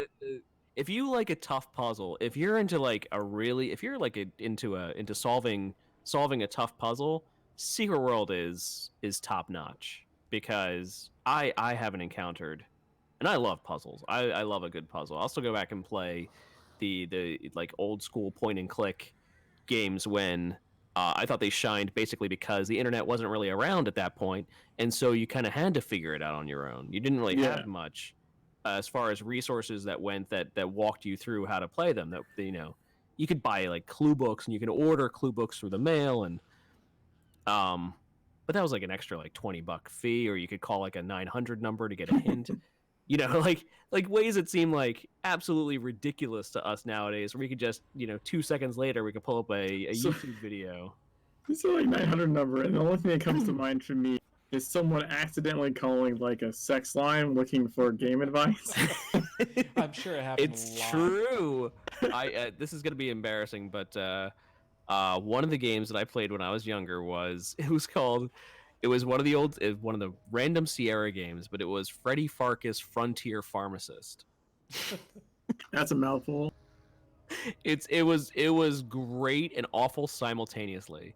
But there was one point when I was really, really stuck, and I remember calling the Sierra 900 hint line at like, I don't know, like $2 a minute or something like that, and calling the 909 just to get a small hint as to what I was supposed to do next. Which was cheaper than buying the strategy guide. Chicken Stew said I have become fluent in hieroglyphics from playing this game. Those are the ones I hate the most. Like, I'm okay with translating languages. I hate when it's symbols, because it's like, how do I translate? I can't cut and paste that into Google. Like, You're it's like, really guy hard to holding search space. for images like that. Onk. Yeah. But yeah, like now that said, investigation missions aren't mandatory. No. So if you don't like them, you certainly don't have to play them to proceed. And the game Or you could does do have what a lot of people do, and that's just look up the guide and yeah. yourself through it anyway. But but if you like them, there's a bunch, and they're all very different and varied, and they're all just crazy. The other thing I mentioned to a newer streamer that blew their mind was like the number of websites that exist in the real world for stuff in the game. Yep. Mm-hmm. Like companies in the game have websites you can go visit, and that you need to visit for those missions. Like use the employee finder to go look up someone's ID number that you use. Speaking of which, or blogs. That's the other thing. Blogs. Oh, blogs. Otherwise, blogs are like different characters in the game have blogs in real life on websites that you have to go look at to look up information. There's an imager. There's an imager account. Yep. Like, so crazy how like they did all that crap, and it's still there. Like, there's a YouTube video from the Wicker mission. From the Wicker, yeah. You can translate something in the game. It gives you a YouTube link. You go to it, and it's there. I'll check the game out sometime and head out. Have a good Thanks one. Thanks for stopping. But no, that's what I wanted to point out is that whenever you picked up in Moons of Madness, whenever you picked up an ID card, that it had a little QR code down at the bottom. And his thumb was always covering up the little bottom part of the QR code, which made it a little more difficult to scan, but I think... But not impossible. But not impossible, right. So I think of the 4 of them that I saw, the 4 QR codes that I saw, I was able to scan 3 of them. And the Shane's just sent back just a string of numbers. And then who else was? I don't think I was able to stream to get Declan's, but the other guy, the other scientist guy, you know the guy I'm talking about. Yeah, I know what you're talking about. I think I was able to scan his, and that was just a string of numbers. And then finally, I was, then you get Samuel Chandra's, and scanning Samuel Chandra's was just a link to the Orochi Group website. That's awesome. It just came up as like www.orochi-group.com. That's how you know it's a Secret World player is because they look at shit on the screen and go, "That's a QR code. Let me try." That's right. someone that's There's been a QR code conditioned. on the screen. I'm gonna check that out. Yeah. Someone that's been conditioned by the game in investigative missions. Literally look at everything and be like, "Wait, Right. what's this?" Right. If you're playing, yeah, if you're playing Secret World and suddenly they give you a QR code, like that's something. That is absolutely something. You need to look that up. That's important information. So the only thing I could think of was that those were basically just their employee identification numbers, which would have been helpful if the actual Orochi Group website was in the future. Right? Yeah. Probably not gonna work right now. No. So it didn't work because I tried that. Typing in like Newhart and here's his employee identification number, and it always comes back with like 0 results. It's like, all right, okay, all right. So I just redid the mission in Shadowy Forest from Alina Flora where you have to like go shut down her file Okay. and obstructive persons, I think it's called. So like minor spoilers to that investigation mission, but it just like as an indication of like what this must have been like to solve originally. 'Cause I kind of remember it, so I didn't look up a guide, but I also done it enough times like I don't really need to. I can kind of like follow through the things and sort of jog my memory as I go. So like it gives you like nothing to go on. Look around for a like I know where the body is, but it's like 20 yards just to kinda the, look to the around. left in a crevice. Like and nothing points you there, right? You literally have to hunt around for the stupid guy. So then you pick it up and it's got a note on it that says like her name and and it's got like this like half sticking out of envelope this part that says like www dot join morning and then it's cut off. So you have to infer morninglight.com. It's not actually all the way spelled out. And then you go to the website and you put in the information, like put in your name, email, whatever. You can just put like test and submit, and it comes back with an error code. But the error code is like 0x bunch of numbers and then x3. So you take the middle part of the error code and you put it in a hexadecimal to decimal converter, and it gives you the number 412. But it's times 3, which is all supposed to tell you that you go to the Morning Light booth, access their computer, and for the personality test, you choose 4 options 412, 412, 412. Because it's 412 3 times. Like, who the fuck originally, like, no guide, no nothing, who the fuck originally, like, went through that shit and figured it out? Because I didn't. I can tell you that I didn't originally. Originally in TSW, I 100% I'm sure I looked that shit up. And No, now I know enough of it that when I redo it, I don't have to look up a guide, but I know, like, I see it go, oh, right, I need to translate this. And I didn't remember the number, but I remembered enough that, like, right, I need to go translate this to decimal. And okay, yeah, it's 3, and I need to go find the computer. But, like, when you think about, like, how fucking batshit crazy that mission is. Yeah, that's one of the things I loved about it because, like, I know that, that especially back in Secret World, the only one that I know that I looked up the information from was, and it was only because of what time I hit it at night, was the mission in Egypt that was a side mission that was actually a sneaky investigation mission. Oh, the satellite signal one. Yes, that's the only one that I looked up. I legit solved that the normal, like the correct way on stream. It was Nice. really fun. Like I found the right web page that had like all the decoders on it, right? Because it's like each thing's encoded a different way. Right. Yeah. So you got to decode all of them, and then you paste them, and they still don't look right until you realize that, like, oh, you meld the lines, right? Because the letters are good, and the rest is gibberish.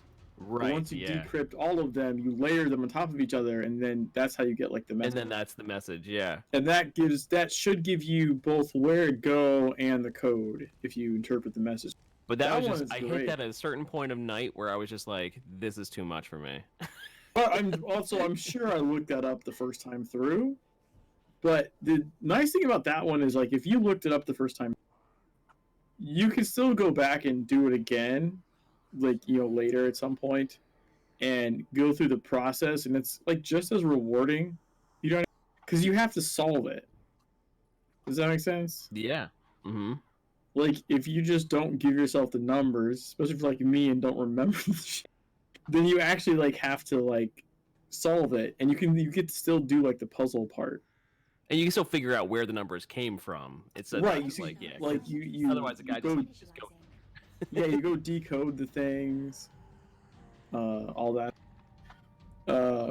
The one I can say for 100% sure I solved like first day it came out by myself because it was the first day it came out, and it was in TSW where you remember like subscribers got like a 3-day head start on new missions.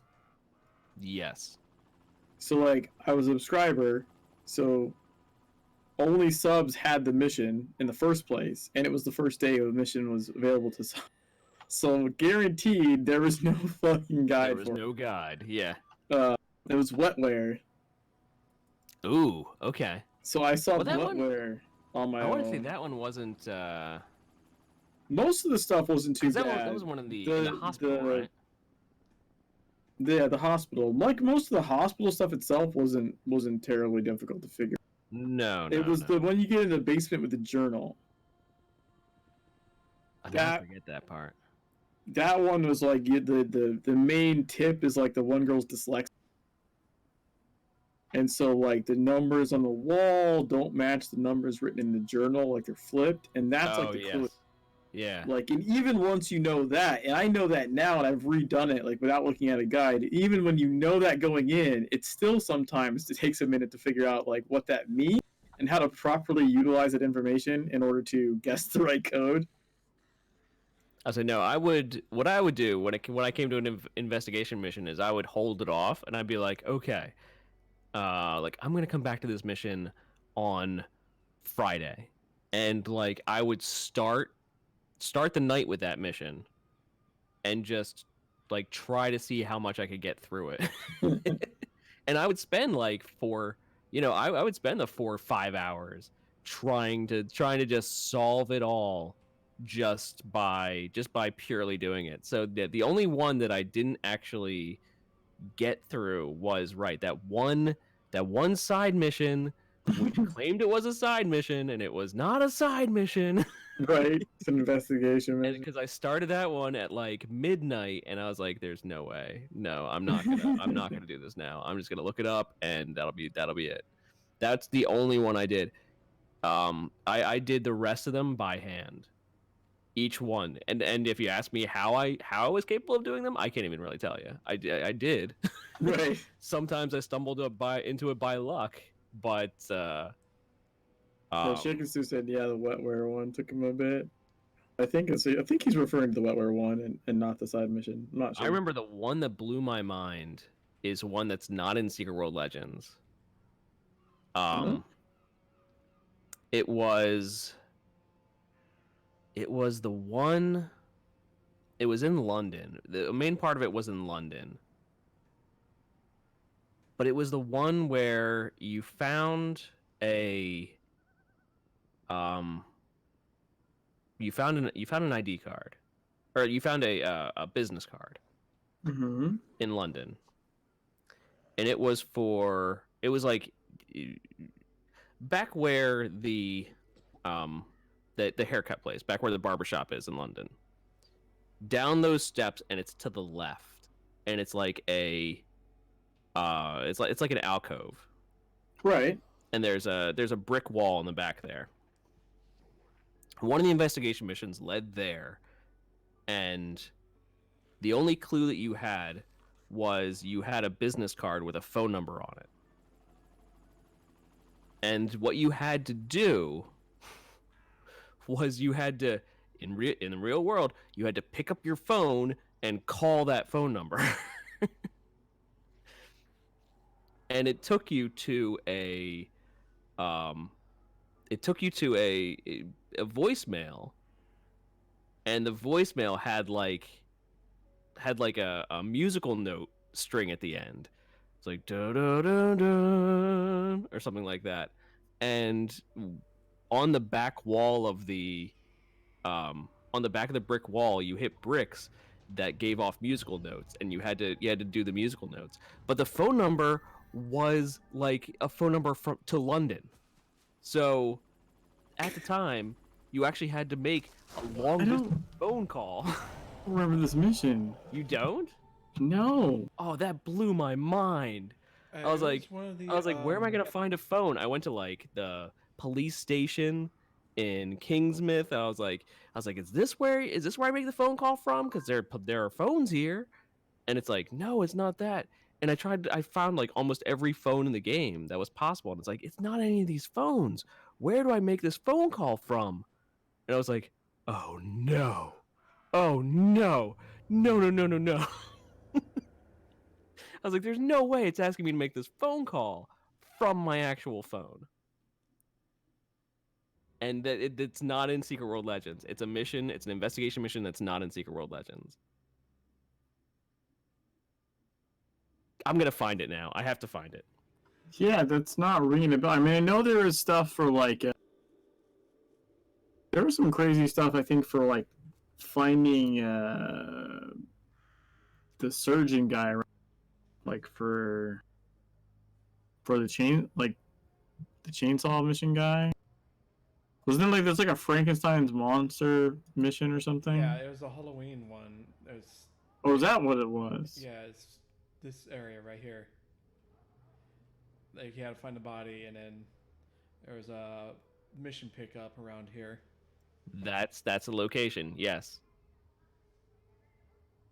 No, it wasn't Halloween. It was the one of those DLCs. Was it one of the Yeah, it's one of the. Oh, was it part of the there was a special investigation DLC. Yeah, that you had to talk to. Side stories, further analysis. Yeah. That's what it was. Yeah.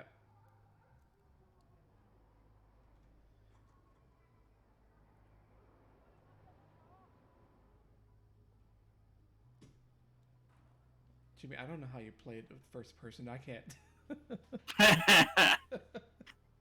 I still do whenever I go on that character.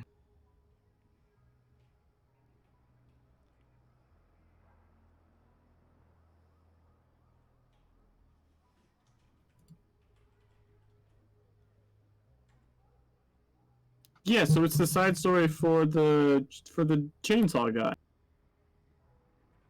I know I played it. The animate clay. Yeah. That sounds right. Yeah, I did play that, but I'm not remembering.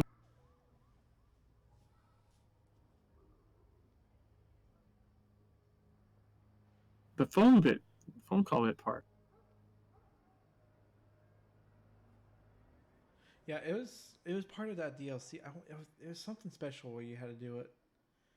I don't know if it was part of that or it was something like a Halloween event. But I do remember where you had to call. I'm taking a look at it. Yeah, you're right. Call that number in real life. And then if you can't do that, play the recording below. And if you can't figure out the solution, see, I think I just used the guide. No, that one I thought about it for a second. I was like, you know what? I don't care. It's only gonna be like what's calling London for like 2 seconds, for like 2 minutes. Like what is that? Like $5? No, I did that mission. I did that mission multiple times, I think, on different characters for sure. I think it's even repeatable, I want to say. Oh yeah. It totally is. Or yeah, it was, yeah, but yeah. That's crazy that you would call the actual number. And I was like, it actually wants me to call this freaking phone number? Like, are you kidding me? You know what's weird is I don't know that I ever really caught that. I probably just went to the guide and like saw the solution and didn't really read the hints part that were covered up. Just clicked on solution. I was like, oh, click these items in this order, sure, without processing that. I mean, yeah, if you play that YouTube video, you know, you'll hear it. It's kindly posted recording on YouTube for the community to listen to. Yeah, no, if you click that, it'll basically be what the voicemail that you encountered when you called London. Maybe I did listen to this. No, it's actually on TSWDB on the Legacy one. But you can play it right from there. Just a sound file.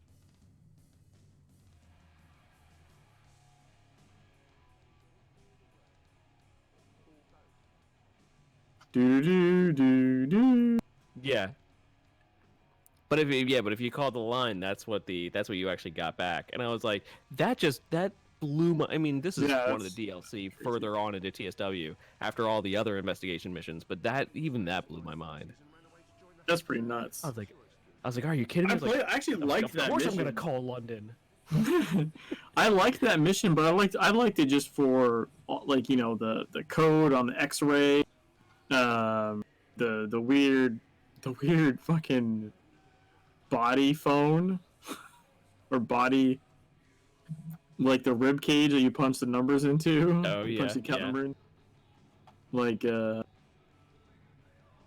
yeah, and then like you go to the warehouse. It's like kind of the same warehouse they use for the Egypt shit for Loomies, I think.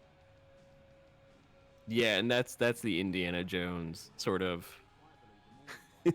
here's a giant warehouse with all our secret stuff. Yeah, but it's like Frankenstein, right? Like, isn't that what you're dealing with? Don't look at me, I've been out of it since Avebury. Something like that? Yeah. Take a look at the original Frankenstein novels. And then, yeah, I want to say if you... Yeah, one of the last things it says is we are both monsters without recourse, and Mary Shelley's words are for finer beings. Yeah. Yeah, so it's the creature, because Frankenstein isn't the name of the monster. So, Right, yeah. So yeah, His name was Phil. Yeah. So yeah, no, it's I definitely Dang, played that, and Phil. I played that more than once because I actually really liked it. But I guess I always just you know, I might have played the recording. I know I listened to that recording before. Now that I played it again, I know I heard it at least once. But I more just like went through that part and didn't really realize like, oh shit, you would have actually had to call that number in real life like that. Escaped me. Maybe I noticed at the time and just forgot since. I don't know. You have a bit of a goldfish memory. It's been a long time since I've done anime clips. It's been a long time, right? Because this one's not in the game anymore. Yeah. This one didn't make the transition. You know what I miss is and I actually went back into TSW and recorded this and put it on the YouTube channel. There's a cinematic in City of the Sun God. It's like a side mission, and literally the whole purpose of the side mission like took you from the helicopter at the top of the Orochi encampment over to one of the statues to the far east, right? So you'd get to the top of the Orochi thing, you'd click this little side mission, and bloop, you get a cinematic, and it's a flyover of City of the Sun God. Like you fly past the skeleton, you know, giant Okay. skeleton. Yeah. Like it's just a cinematic flyover, and then like you get dropped off at the statue like past that, and then the cinematic kind of like pans up, and then boom, you're there at that temple. And so they removed that from Legends because I guess you don't need it. Reasons, I guess. I don't Well, I know. mean, you have the portals, right? They have the portals. Like in City of the Sun God, they restructured stuff, so you just step in a portal to go to the next thing. Oh yeah. There's no reason to have the breadcrumb mission because they have a different way to push you there. So they cut it because we don't need it. I'm curious if they realized they were cutting a really good cinematic, or they just were like, oh, we don't need the side mission and cut it, you know? Because they also cut like a side mission like that in Savage Coast, where we used to farm because they don't need it there. They restructured stuff, so they don't need the side mission there. But we used to use that one. Here, I'm gonna give you the link. It's the Flight of the Falcon.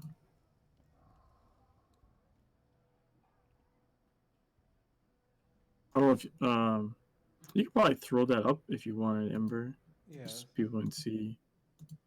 It's a neat little. Oh, hang on.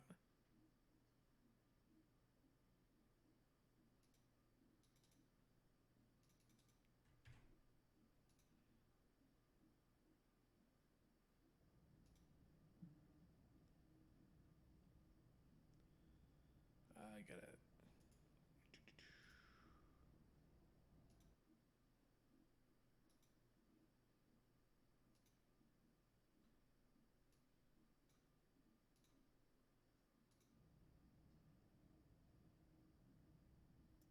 You got it. Yep. I'm playing it. Oh yeah, there you go.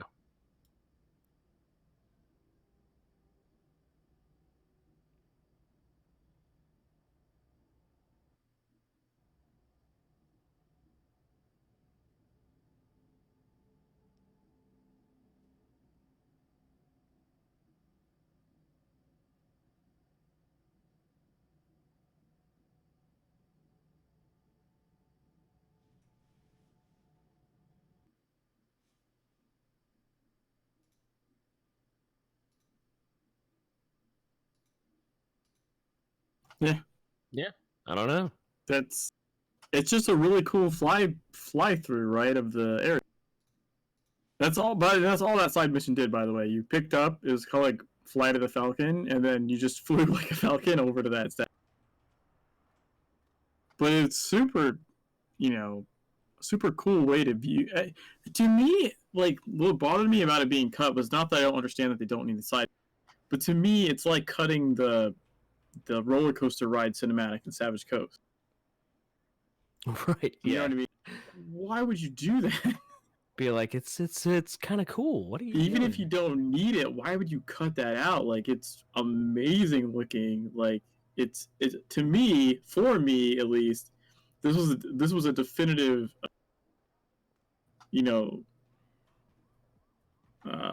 like sort of that's right. It summarizes the zone. You know what I mean? Like this is the experience of City of the Sun God. Like you get this nice, awesome, well like recorded panned like fly through of like the top air, flying through the skeleton like up under the bridge. Like it's done so well. And I feel like it. I feel like City of the Sun God is somehow lacking because it's not in there.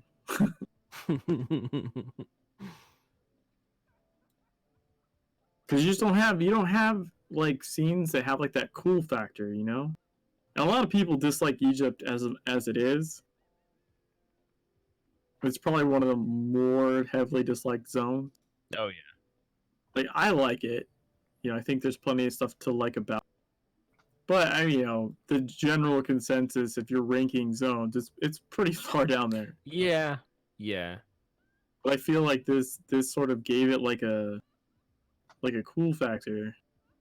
Like, oh shit, this is actually pretty neat looking. This place actually has quite a few nice set pieces. Yeah. Yeah, it's like good ambiance. Like I don't know, it was really cool. And then I was like, I don't remember when exactly it struck me, but I was like, wait a minute, there's no side mission up here. Wait, where's that cinematic? What the hell? Because at first I'm like, yeah, whatever. There's no side mission up here. And then I realized that the cinematic was tied to the side mission. I'm fairly certain I recorded this in TSW, mainly to throw the link at Tilty and be like, "What the hell did you do with my cinema?" But I don't think he ever responded. All right, Jen. So I think that's. I think we should wrap it up. Oh yeah, for If you're sure. okay with that. For sure. We might have got a tad long. We went a little tad long. We Just rambled a for a little bit. tangent. It happens. It happens. I'm trying Short to find show. Someone. Let's see if there's somebody streaming. Yeah, we made up. Hey, for the last 0 Point week. Report is streaming Moons of Madness. Oh wait.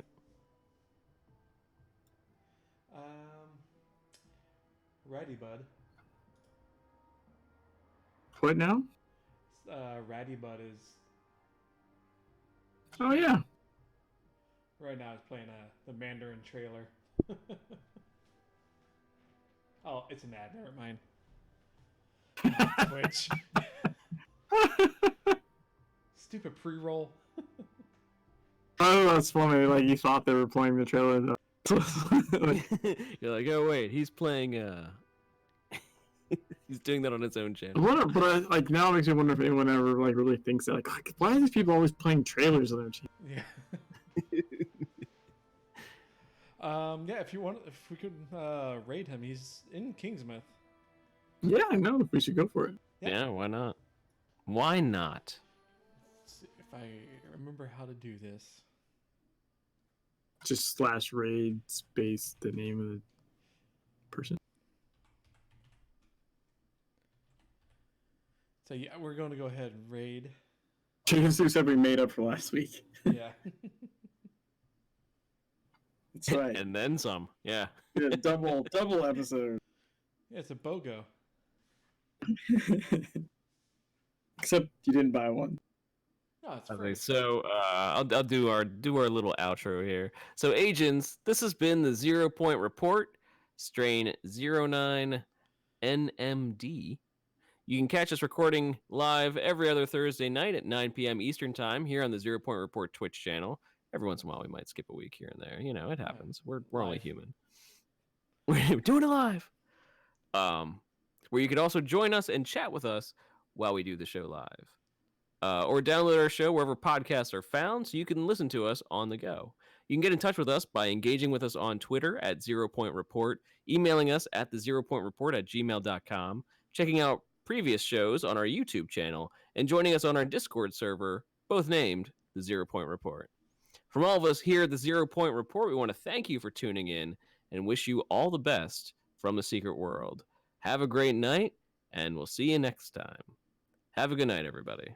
Later. Bye.